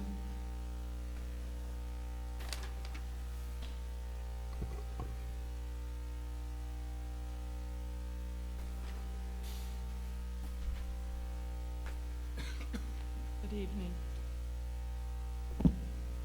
Good evening. I speak on behalf of myself and my sisters who are tenants in common with me of 3865, 3831, and 3841 Roding Road. I'm also speaking on behalf of Mary Jane and Ernie Schuber, who asked that, Mary Jane asked that her letter be read to the council. I don't know if that's going to happen. I'm going to read one paragraph so that I can honor her request that she be here in spirit, if not in actual body. She writes, "My husband and I are very interested in the future of our Ceres community. We are both lifelong residents, and I have seen our community ebb and flow through the years. At this juncture, Ceres is now considering the establishment of an economic development zone for industrial growth. We would like you to know that we support Alternative 2 and feel that Alternative 3 would not serve the best interest of the future of Ceres, which is my position also. Now going to the letter that I wrote, it focused on the shocking sudden inclusion of the conversion of 3400 Roding into an apparent truck stop. I'm just amazed that it could be sneaked in such a nefarious way, in my opinion, to have these alternatives being presented, and suddenly here's a trucking company coming on Roding at this most incredibly impacted intersection with the Whitmore Charter School on the corner of McGee and Don Pedro. The traffic is horrendous. The roads are hideous already. To have trucks there is just impossible to imagine, and how this could be appended so cleverly to alternative 2 was just amazing to me. I thought that the county would have to be involved in such approval, but apparently not, since the Planning Commission did it. Maybe you're going to do it too. We had a power outage caused by a wreck at that intersection on Wednesday, and I wonder, I'm not going to embarrass anybody, I wonder if any of you have actually come to the intersection there and sat there even for a nanosecond during the morning rush time to school to see what you appear to be on the edge of allowing. And finally, I want to refer, and again, I have no idea if anyone read my sister Stella's very long and very thoughtful letter after she read all 305 pages of your proposals, but she's extremely articulate in her opposition to alternate 3, and most specifically to the Trias Transportation's desire to further destroy and compromise the intersection of McGee and Roding. Thank you. Thank you. And just for the record, yes, we all did get copies of those letters and have had a chance to read them. So, I hope so. next we have is Jamie Knox.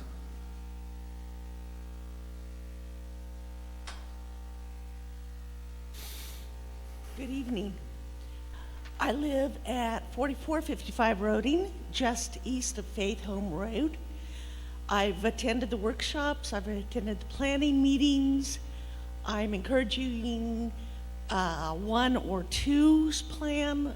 I abhor plan number 3. The only benefit of turning Faith Home Road into an expressway is for the benefit of Modesto.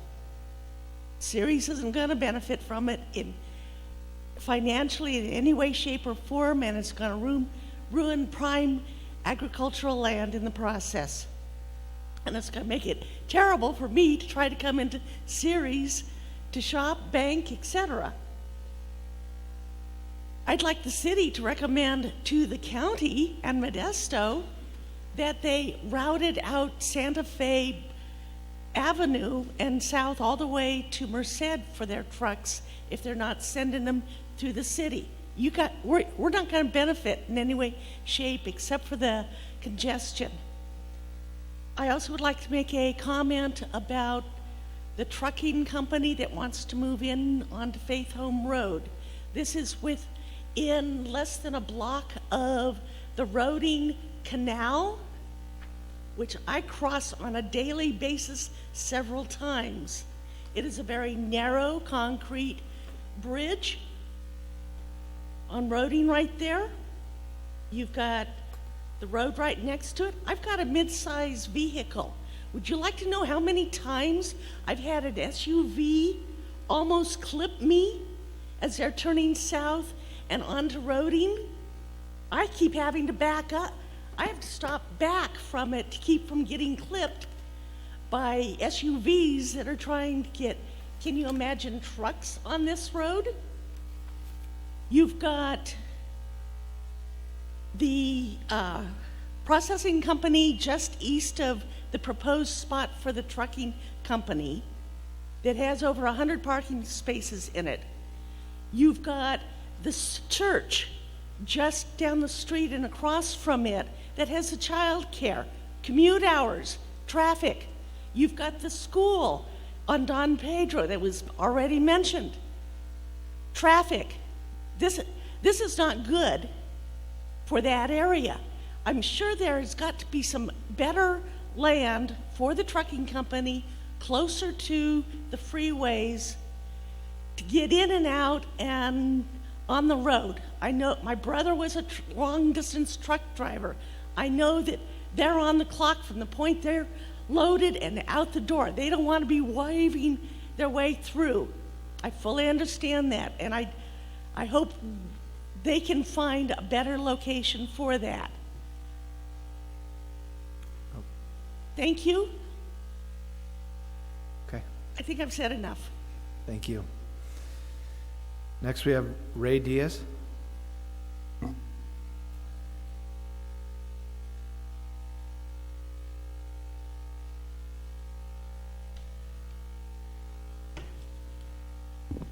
Evening, Mayor, Council, staff, and the public. I am Ray Diaz, a property owner at 1906 Faith Home Road. I'd like to add my encouragement also to support alternative number 2. I think it's the best balance of the fiduciary obligations you have with the city needs. I believe the consultant and the planning commission have reached a viable recommendation. The alternative one, while doable with some modifications, would be a second choice, and I am against alternative 3.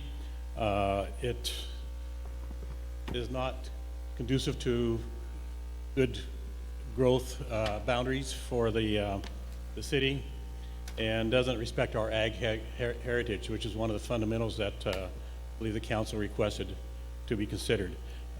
I do have a letter in your package. I hope you've all had a chance to look at it. If not, please do so. I'd like to make 1 or 2 quick focus items as part of the items when you are considering future projects along with these designations. Please work on rebuilding our downtown. It needs it tremendously. Secondly, and this is something I also recommended to the Planning Commission, let's be creative on what we do. Let's make Ceres a destination of choice. And as projects come to you, take the new designation that the consultants came up with. I think it's a regional commercial, if I'm correct, and that sort of thing. How can we be creative and attract people to want to come here and not just be a white spot in the road on Highway 99? That's important. That's your charter. Let's be creative and do that. And I leave that to you to do the best you can to bring us and make us notable again. Thank you. Okay, at this point, I don't have any more yellow speaker cards, but I will open it up to anyone that would like to speak. Please come forth. State your name for the record. Leonard Shepard. I had to leave early on the Planning Commission meeting, so I missed some of the things, but I have one question. What's the big rush? And I have another question. Do we need to grow more people?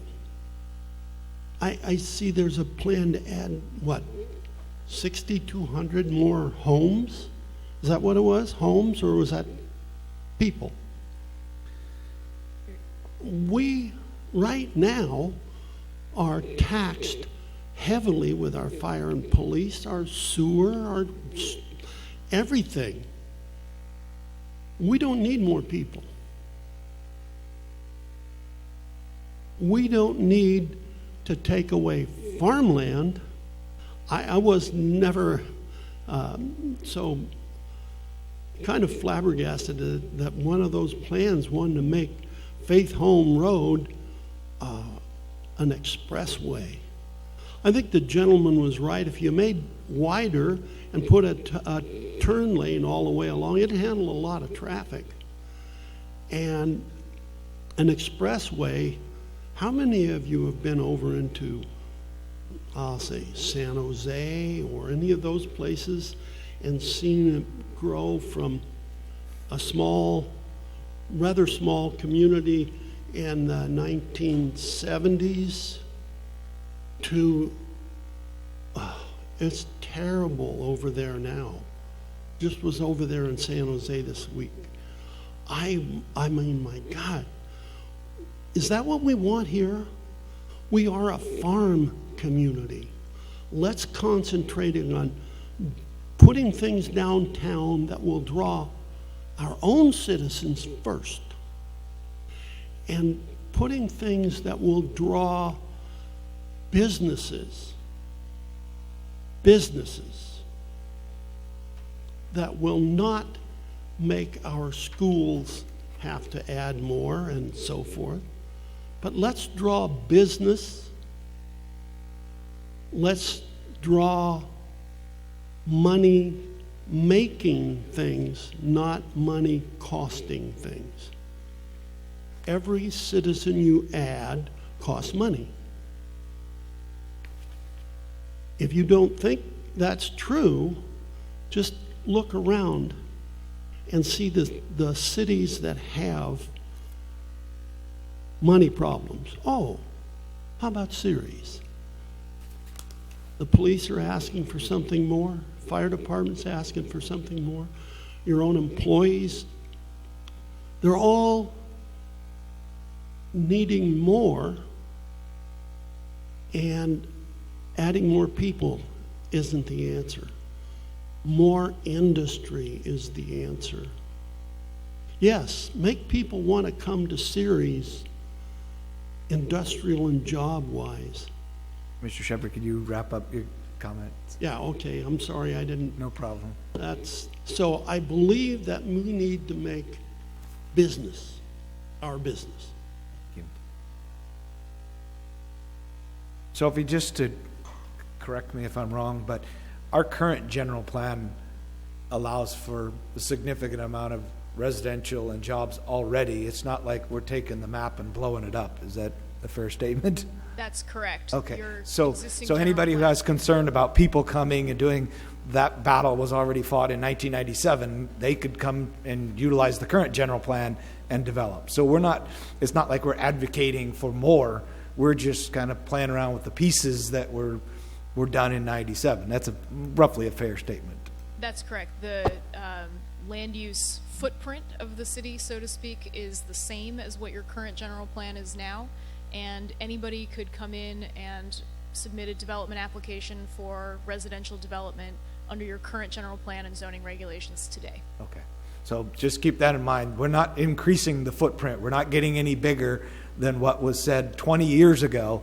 We're looking at that same band, so to speak. But what we do have to do is we have to be prudent in planning. Now, we all know that the law of supply and demand and economics will dictate how quickly that does or does not come. With regard to the Faith Home Expressway, this is just my opinion. If my children see it, they'll probably be in their advanced stages. But anyway, that's another discussion. So with that, I want to still open it up to see if there's anyone else in the audience that would like to speak on this item. Again, please come forth and state your name.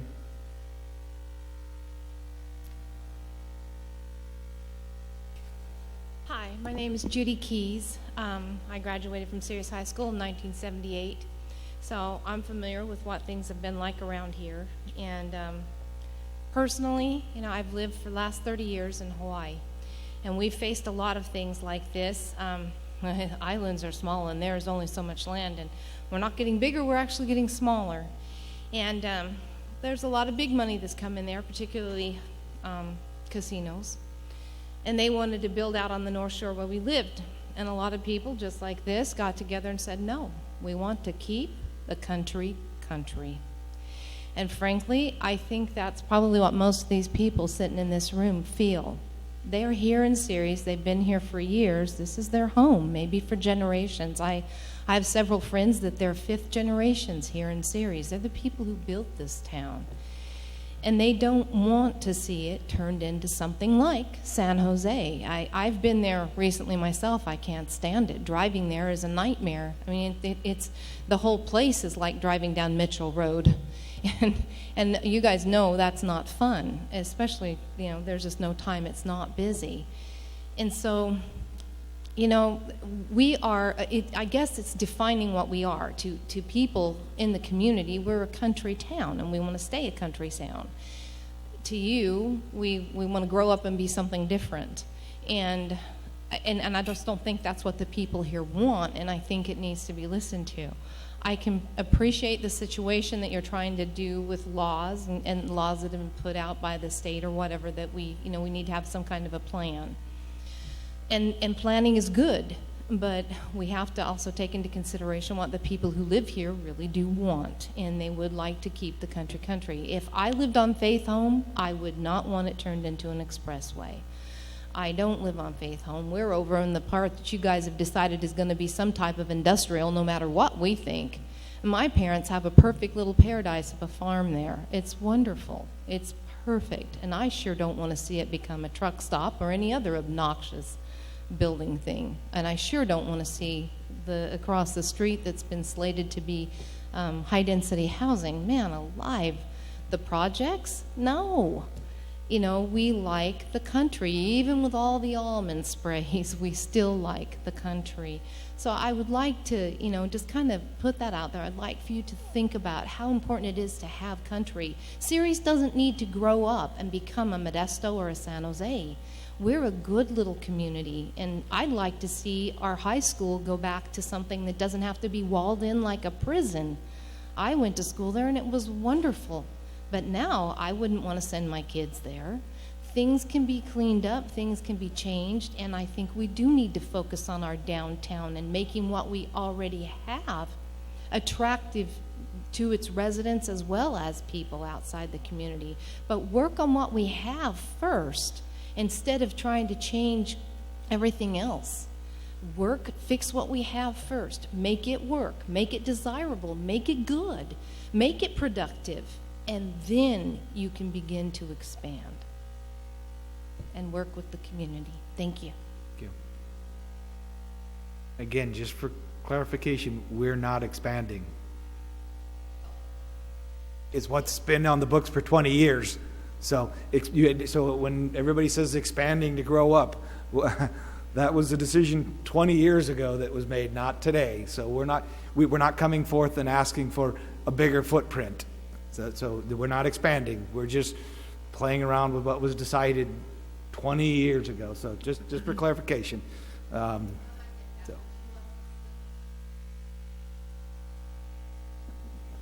yeah, that's fair enough. Anyone else that would like to speak on this item?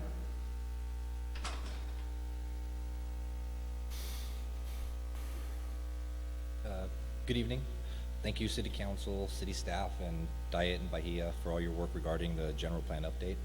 I would also like to thank you for allowing me to speak and for listening to the concerns of the citizens of Ceres as well as myself. Can we get your name? Yeah, first? My name is James Atchison. I live at 4220 Antiquity Way in Modesto. My mother, Marie Atchison, is here. My brother, John Atchison, and I own a property located at 2466 Gondring Road. The property we currently own that is of concern tonight is within the Ceres sphere of influence and is one of the many parcels on Gondring Road being considered for land use designation change. We do not want the land use designation change regarding our property. We want to keep the current land use designation of low density residential per the 1997 general plan. We prefer alternative one of the three proposed general plan updates. Also, we think changing the land use designation around Service Road interchange to regional commercial would allow greater opportunities for different levels of jobs as well as development. If the City Council decides to move forward with studying alternative 2 of the general plan update as proposed by the Planning Commission, we request that the City Council consider leaving the land use designation for our property as low density residential as per the 1997 general plan update, and or removing the proposed designation of heavy industrial as proposed in alternative 2. Also, our neighbor, Jeff Vargas, direct neighbor, expressed his intent in wanting to keep the land use designation of his property as low density residential as well. There are a few concerns regarding the changing of the land use designation from low-density residential to heavy residential. Our first concern is our property, as well as the Vargas's property, are at the very end of the proposed industrial area. Since it is not as close to the proposed service road interchange, our property might never get fully developed. Second, if the heavy industrial designation is placed on our parcel, a buffer would need to be developed between the heavy industrial and the low-density residential. I believe the burden of providing a buffer or mitigating the impact of industrial development next to residential development would be the cost of any industrial developer, thus would affect the future value of our parcel. Third, during a meeting I had with Mr. Westbrook, he said that LAFCO does not want islands within the, quote, islands within the cities. So before any industrial development can happen out on Gondring, there are two areas that would need to be annexed to the city and developed first, the area around Central Valley High School and the area around the proposed service road interchange. So before anything could be built out on Gondring Road, those would have to be developed first. All the general plan updates alternatives provide a surplus to the general fund. If jobs and tax revenue are a primary concern for the city council, then the council consider changing the land use designation in the two areas described above around Central Valley and the service road interchange to heavy or light industrial, as it may provide higher paying jobs and tax revenue in the short to medium term rather than the medium to long term as currently proposed in alternative 2. At the last City Planning Commission meeting, there was discussion about locating industrial property near the railroad. The proposed industrial land in Alternative 2 is not directly adjacent to the railroad, therefore goods will not be moved directly by rail. Turlock and the Beard Industrial District in Modesto both have open lots directly adjacent to existing railroad improvements. Can I have you finish up your comments? Okay, sir. Finally, thank you for your consideration in these matters regarding the proposed general plan update alternatives regarding our property. Again, we do not want the land use designation change from low-density residential to the heavy-density residential designation. If the council determines the need to proceed with alternative 2, the general plan update, we request the council consider removing our property as well as the Vargas' Yeah, we did get your letter. We all read it. Okay, so, thank you. Yeah. Thank you very much. Thank you. Is there anyone else that would like to speak to the council in this item?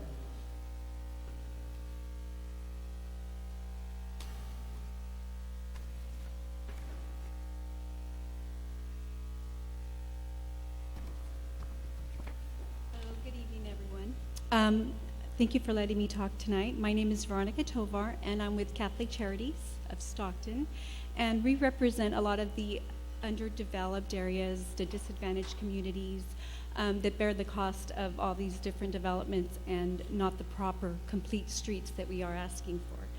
And the reason I'm here is complete streets allows these residents alternative methods of transportation, and so we would like that included as well into the general plan.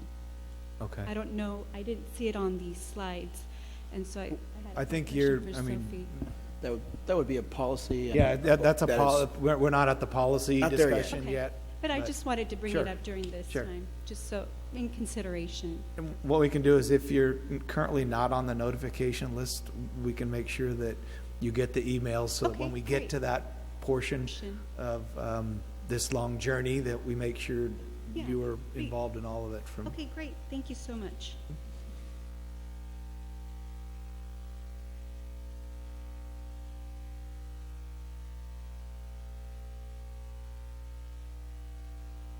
Good evening, Mr. Mayor and members of the council. I'm sorry for my sexy voice tonight.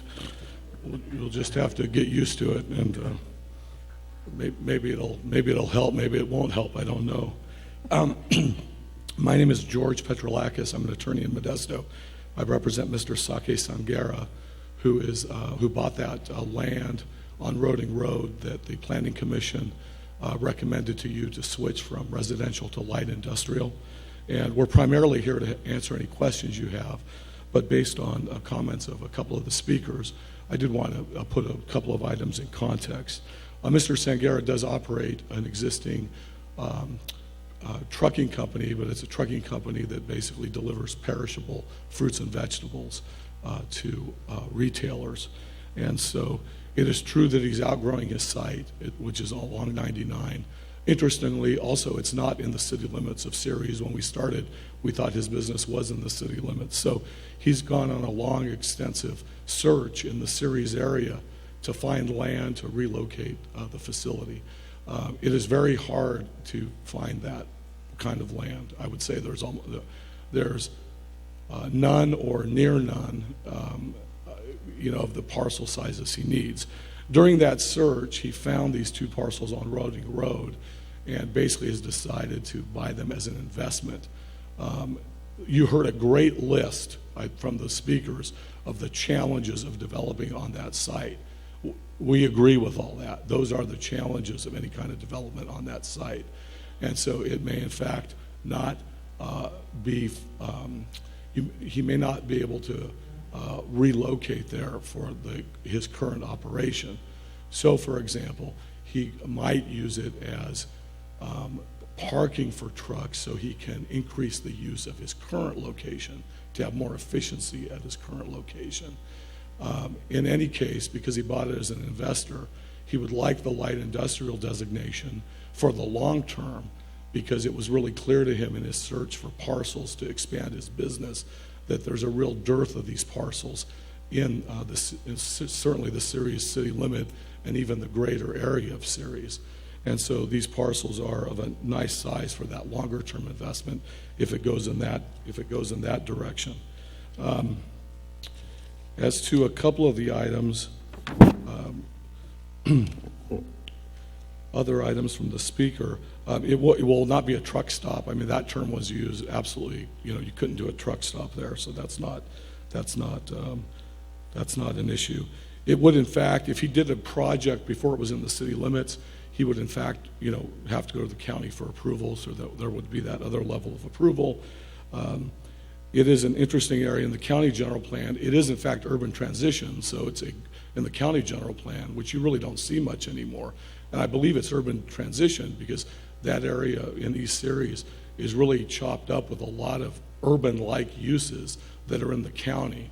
And all land use planning now for decades is moving to get those uses in the city limits. And so in the county general plan, it is, in fact, an urban transition zone. George, can I have you kind of finish? I will wrap it up, yes.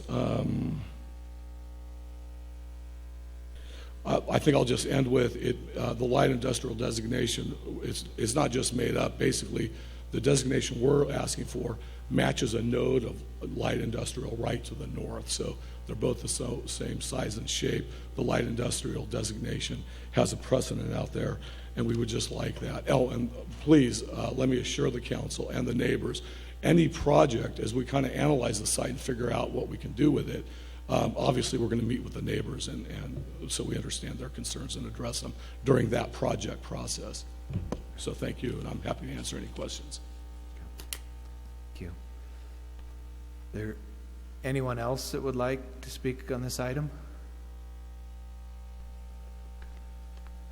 Going once?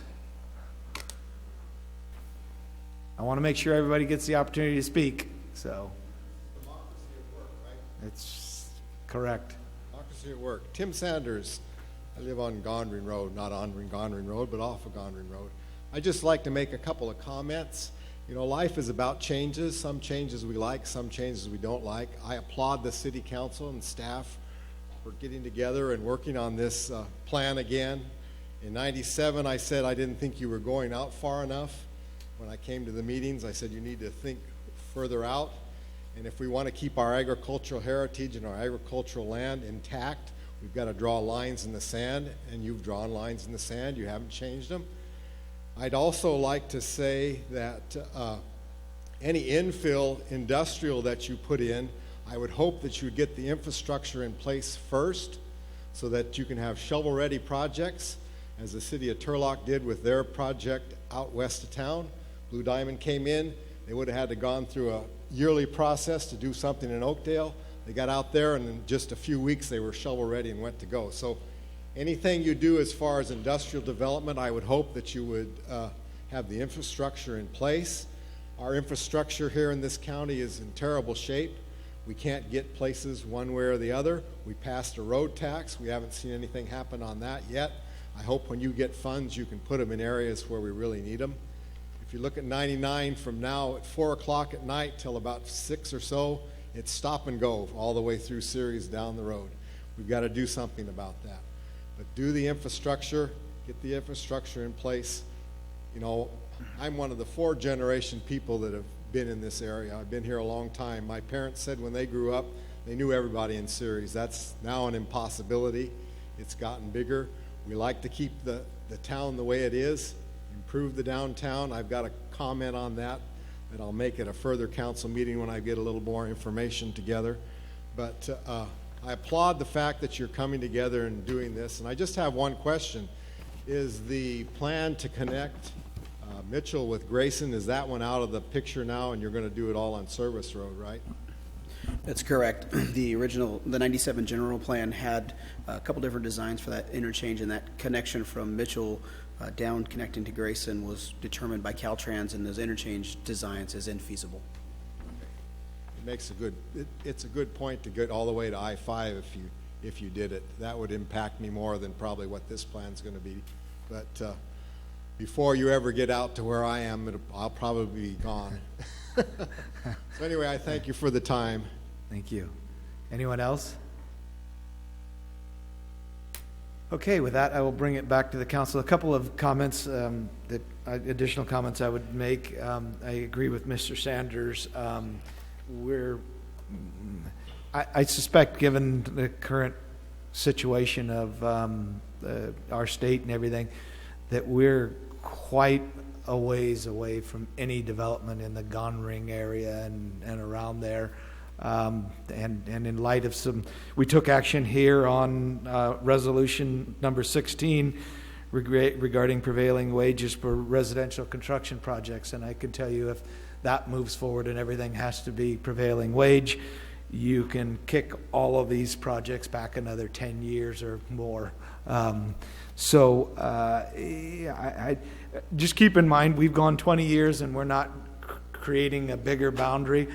I would not be surprised if the next group is sitting here 20 years from now talking about some of your properties that still haven't developed. And it may change again then, or may stay the same. This is just kind of a planning tool. And I've heard a couple of comments about the downtown area. Since I've got this audience, I can get up on the soapbox for a minute here. We are starting some downtown improvements of about just under $3 million that will beautify the downtown, hopefully draw businesses to downtown. That will be starting this spring. We are looking to help our situation when it comes to the services that we want with police and fire and other things. And the only way that we can do that is through job creation and getting businesses into town. And so we're doing everything that we can to help that. So with that, we will dive in here, and I will start with Councilmember Durossette. Yeah, I'd like to thank city staff and Sophie and the consultants in regards to, it was a fantastic job in regard, my very first general plan, obviously in 1997, I wasn't on the city council. I'll just cut to it right now. I like option 2 for the most part. I think that one probably fits the best. It does have the least amount of residents. I know Shep Shepherd like that. As we go through this process, I think it's important that we obviously find fill-in areas that obviously we can bring business to. I like the option 2, possibly with a change to the property that Mr. Atchison owns in regards to just keeping that very similar to option 1, because realistically what's going to happen is this is just it's kind of a blueprint, I'd say, game plan, and it's going to be tweaked several times. I mean, we have to realize that nobody, if whatever the land designation, nobody's going to make you change it unless you want to change it. So I mean, if you can follow that aspect of it.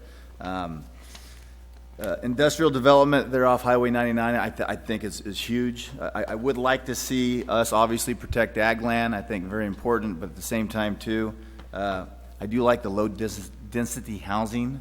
I think that we have some quality homes, bring them here to Ceres and have some nice residencies. I think would be huge. So I'm going to go with option 2, just to cut to the chase, with the change of the so it's the Southern Industrial. Yeah, it's the Gondrine and the General Industrial, which would be the Southern Industrial Cluster, if you can see that. That's what I have. Yeah. I say we just leave it low density housing for now. Shade that back from the gray. Again, I suspect by the time that's developed, It will be in the next Right. general plan. So for me, I don't, if that's the way the property owner would like, I don't have an issue with that. Just so that those of you also know out there where you see the red along kind of bordered by the Moffett and Roding area, we do feel a little strongly about that area, and part of the reason for that, and maybe somebody could put up the one of the slides, maybe alternative 2, if you could, please. We are heavily invested in a new interchange at Mitchell Road. Some of those of you may be aware of it. We have done the environmental work and the acquisition of right-of-way on that. And one of the things that we want to do is that's the last potential corridor for us to locate retail-type businesses to fund it. If you look at Mitchell Road and Hatch Road, they're pretty much all developed for businesses, at least on a large scale. So the goal is to utilize that interchange to create jobs for and the things that go back to our core values. So that's why you see that designation in that area. Councilmember Lane? Okay, so the modified. Thank you, Mayor. So the modified alternative, that's the Planning Commission's recommendation. That's one you're talking about, correct? Okay, and I would agree putting that back to the low density. I do like this plan. I do not like option 3. I think it's a horrible plan. I don't know. I know, but that's what it was all about, right? Talk about things and see if we could do something a little different. And in the end, it just didn't work for me either. But sitting here through this process, it's kind of exciting to see all of you involved too out here. It's certainly moving forward. There's a lot more still to do. We can pick the option, and we're going to give clear direction that, if it's going to be option 2, then they're going to go to work, and there's going to be all these other things that go along. So please follow. It's early still. Anyway, just real quick though, I think option 2 definitely accomplishes things. Looking back, I think, Mayor, it was 2006 or 7, and we were looking at the boom, and we were looking to, man, where are we going to go with our crossroads, if you will. And we had no land at all designated in the 97 plan that was done back then. So this here is identifying some of those changes, less residential, and I'm fine with that. But you know what? We do need more jobs. We need more income coming into our general fund, so we can certainly, pay more firefighters, pay more police officers, and that sort of thing. So I think option 2 accomplishes that, and it's going to be a while getting there. But I think for the future and the planning part of it, I think it's done a good job. And thank you guys and city staff for what you've done on this. So look forward to seeing it all still come together, but my choice would be option 2, the alternative plan. The modified alternative. Vice Mayor Kline? Well, I have a list of things, and first off, I read the packet, I read the Planning Commissioner's minutes, the comments, I watched the Planning Commission video, and Commissioner Condit, asked a question at the beginning about the growth and revenue with city services, with the sewer and everything like that. Well, I think this general plan update, it addresses everything, because along with growth comes revenue. So with revenue, we can turn around and do what Councilmember Lane said. We can pay our services, and we're not afforded to lose them. So these things are being addressed.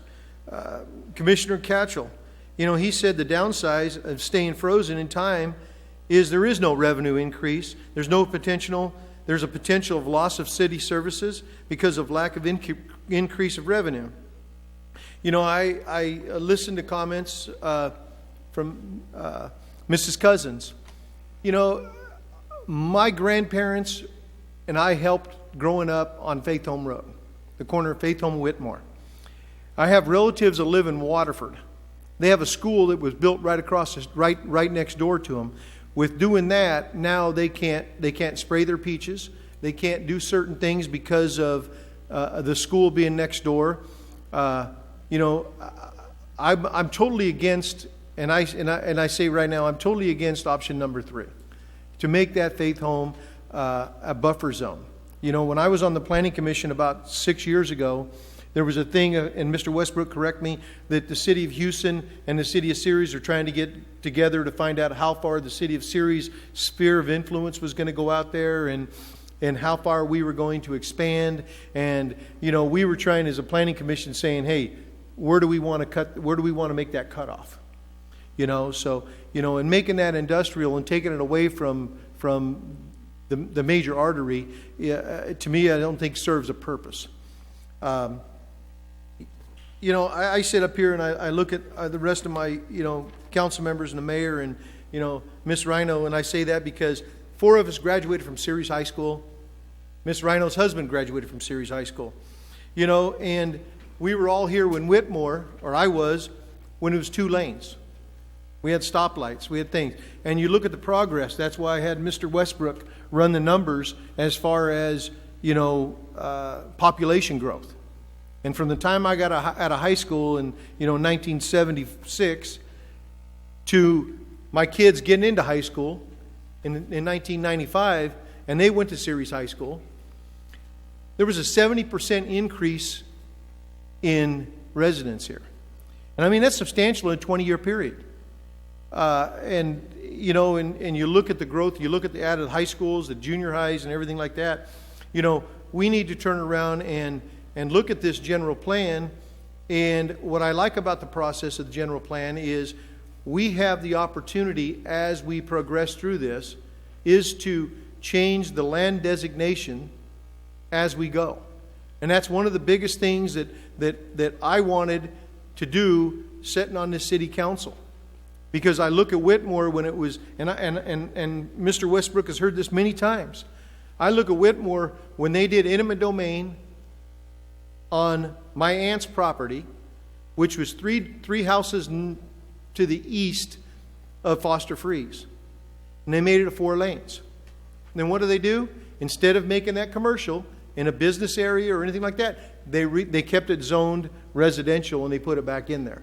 Now those people have a tough time getting out of their house when school gets in 9 months out of the year and school lets out. And I think, why didn't they redesignate that land for commercial use back then?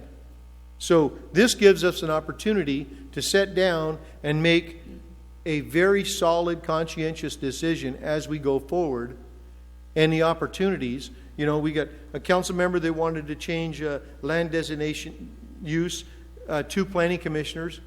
You know, these are things that we can do and give direction to the consultant and do the study, and we might want to come down and tweak it again. But this is what the good thing about this is. So, you know, for me, I support option number 2. I support it because of what it does with the Mitchell Road interchange when it comes in, and what we can do as far as the commercial base.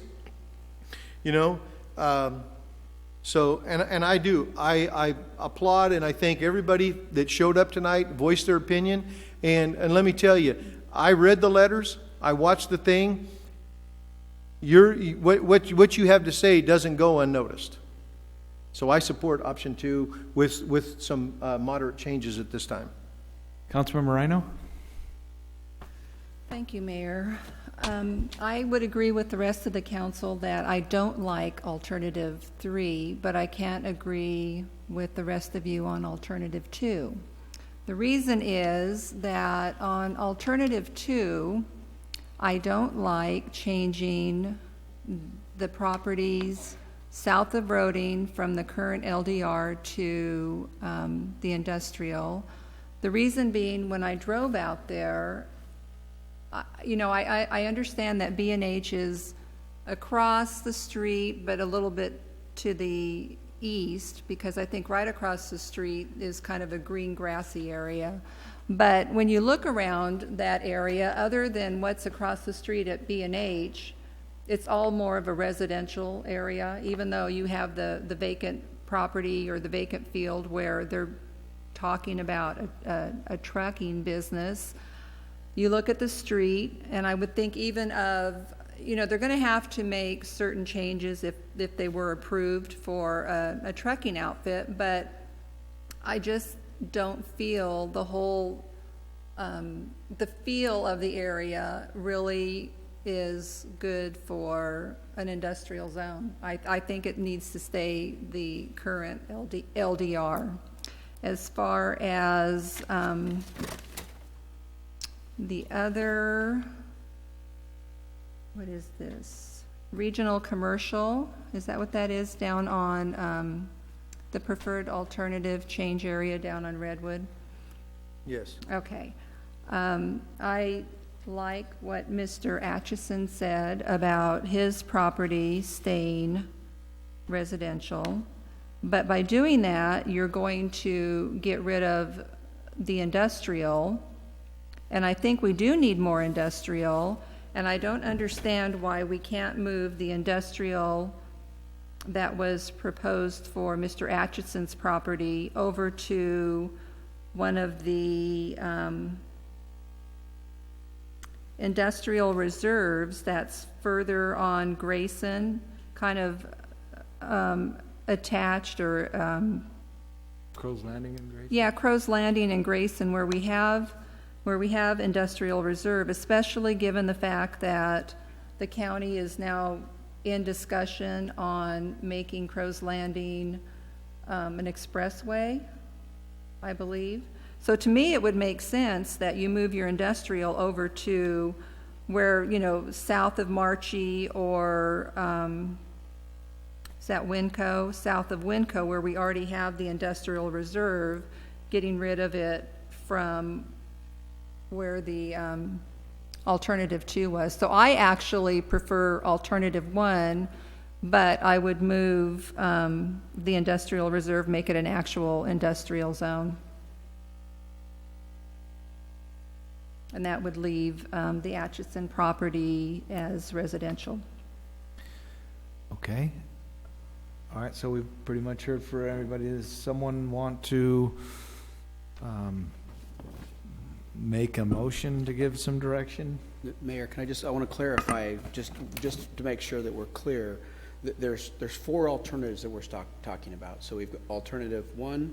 I think 2, alternative 3 is off the table. Right, so I've take heard 3 enough. off the table, but the 4th alternative would be the Planning Commission's modified Alt 2. But that is I just want to clarify the difference between Alt 2 was prior to the Planning Commission's 2 recommended changes. I think what they're talking about is the Planning Commission preferred alternative Southern Industrial Cluster. The modified. I just want to make sure that we are clear, because that are 2 different things. And so Tom is going to put it on the screen so you can see the kind of the difference that we're talking about. Okay, so that includes that piece up south of Roding Road is industrial. Okay. Correct. That is correct. So the 2 changes that the Planning Commission made to alternative number 2 was what was mentioned by Councilman Ryno, some property that went from low-density residential to light industrial at Roding and McGee. The second component that was changed is right here at Redwood Road and Moffett Road. That was formerly service commercial. The property owner there suggested that it be regional commercial. So those were the 2 changes that were made by the Planning Commission at their meeting on March 6th.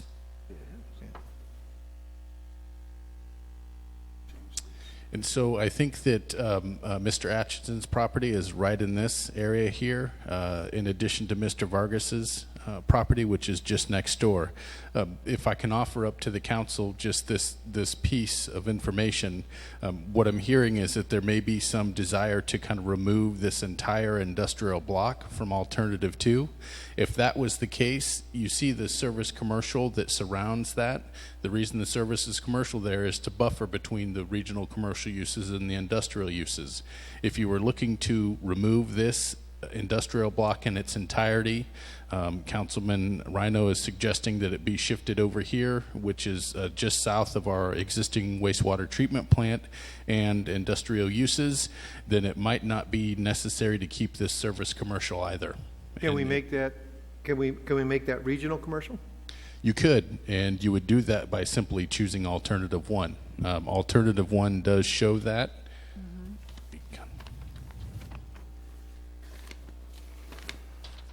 Let me bring that up.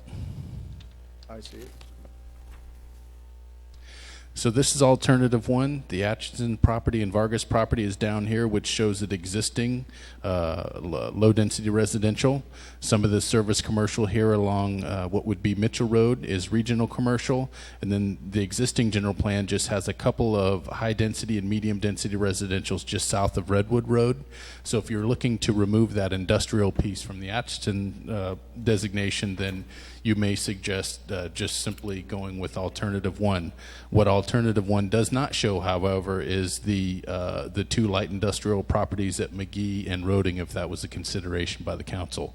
So if you were going to make a motion to move forward with alternative 1 and you were interested in including that industrial designation at Roding and McGee, you would have to include that in your motion. And we would also need to include moving the industrial over to industrial reserve, correct? The industrial reserve, it's one of those things where it's not within the primary sphere of influence, so it can just remain industrial reserve, and then at some point in time, the city elects to move forward with an annexation. It could just be done as industrial, so I don't think you need to do anything additionally. Okay.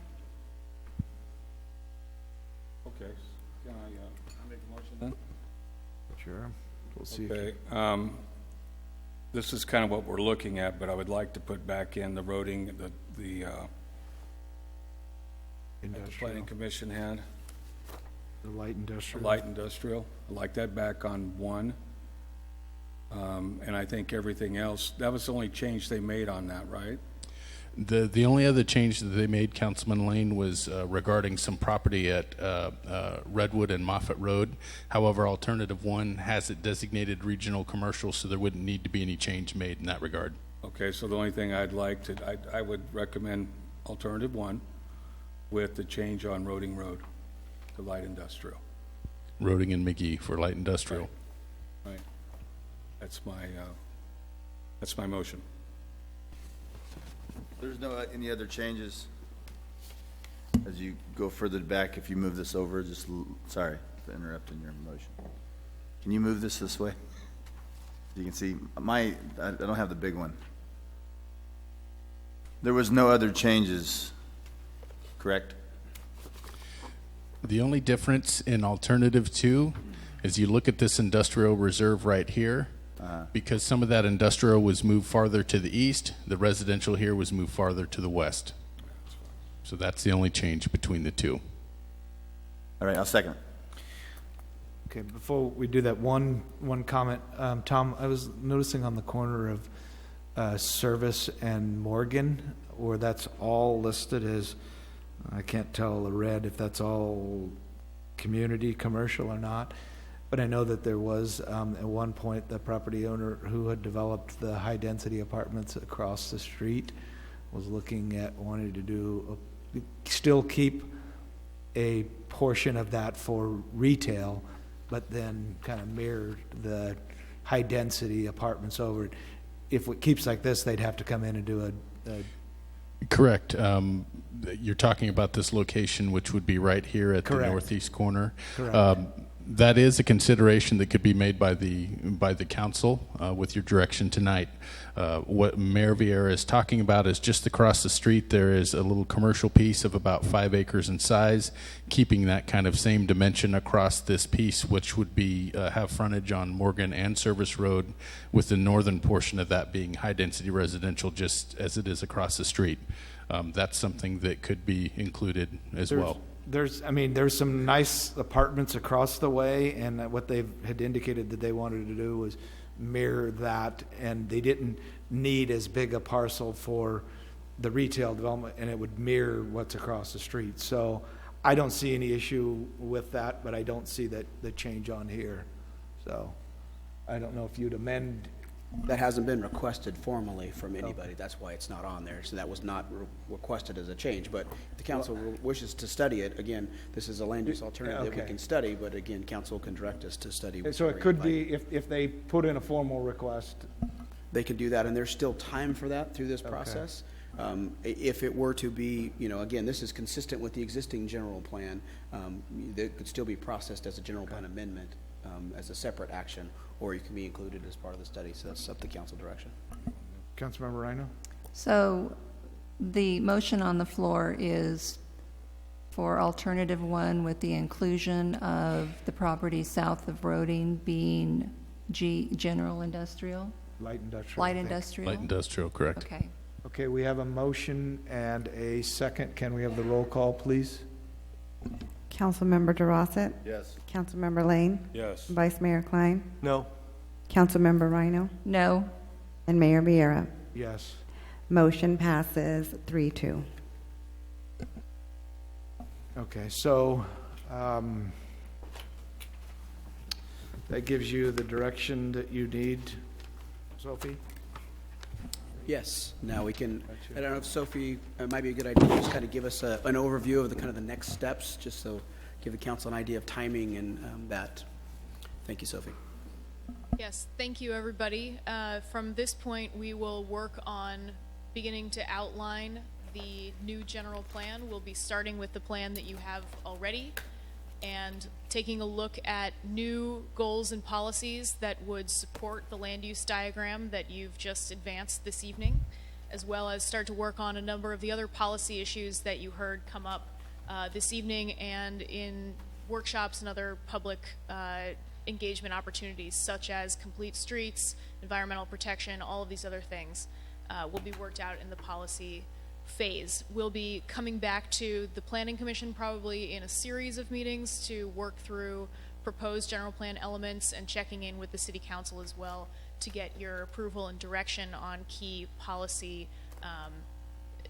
items. Our timing is that we hope to be working on drafting.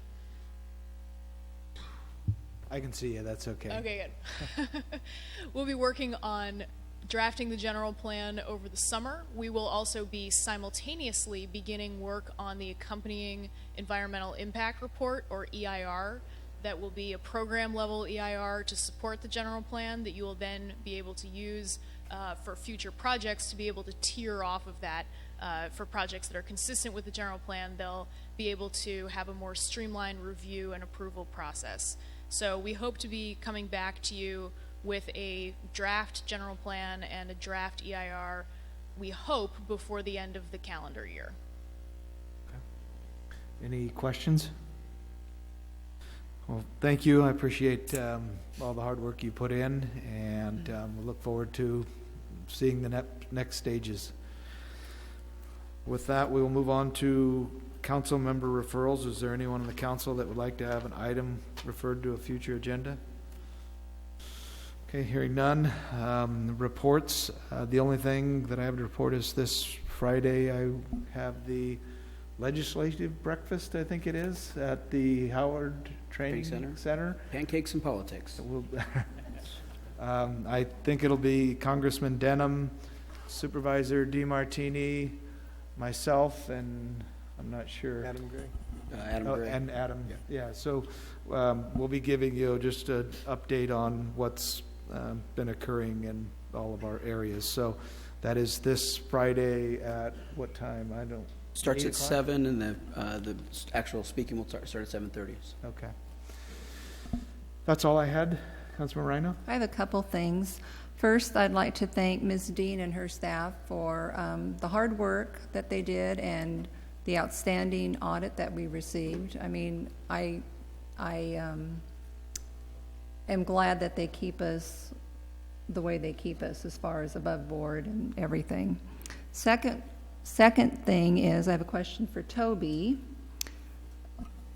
I've been contacted by a few people because of some social media posts that have been made about the city not having any funds to provide training and essential equipment for our SWAT officers.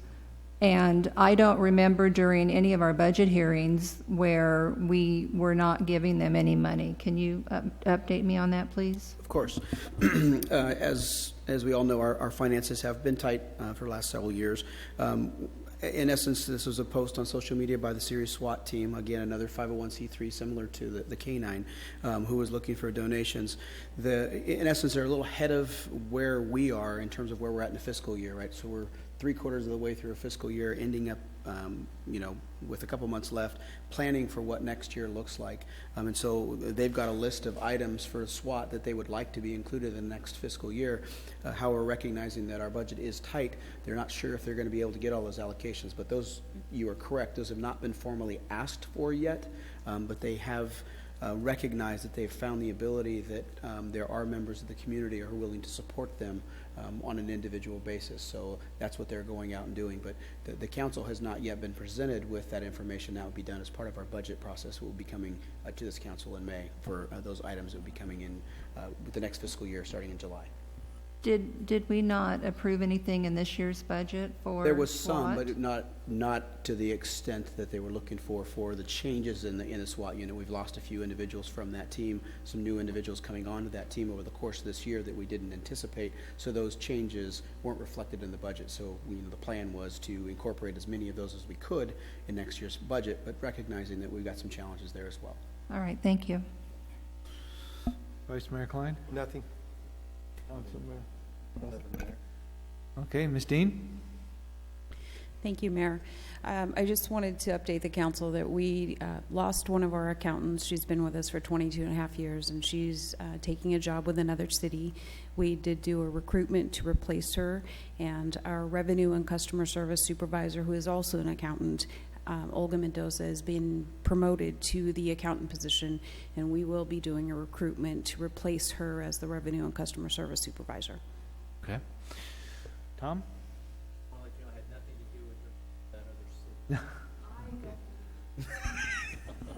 Tom works for the other city as well. Mr. Wells? Just to echo Councilmember Ryno on the finance department and the outstanding job they continue to do, having clean audits year after year, and it gives me great comfort as well. Councilmember Ryno that is one of those areas that gets a lot of city managers in trouble, and I again appreciate Suzanne and her staff and the fantastic job they do. And you stole my thunder on the politics and pancakes. So. Okay, Mr. Westbrook, Mr. Jordan. Thank you, Mr. Mayor. Just a couple construction updates. Herndon Avenue reconstruction will be taking place starting tomorrow night at 8 o'clock. We'll be shutting that little section down north of Hatch next to the Starbucks and Taco Bell there for 24 hours. We're going to be completely rebuilding that road within 24 hours, shutting it down and trying to make the least impact we can to the business owners there. So we've outreached to all of them there, and they're all online and ready for the new project to take place. So that area sorely needs it. It surely does. And also on Service Road, our sewer trunk main is underway as well. You'll see that heading out towards Crow's Landing. So we are putting in the shovel-ready infrastructure that was spoke of tonight. Great. Mr. Smith? Mr. Hallam? Oh. Supervisor DeMartini? Okay. With that, we will adjourn to our next regularly scheduled meeting, which will be on Monday, April 10th at 6 p.m. Thank you. Give me some. Knuckles.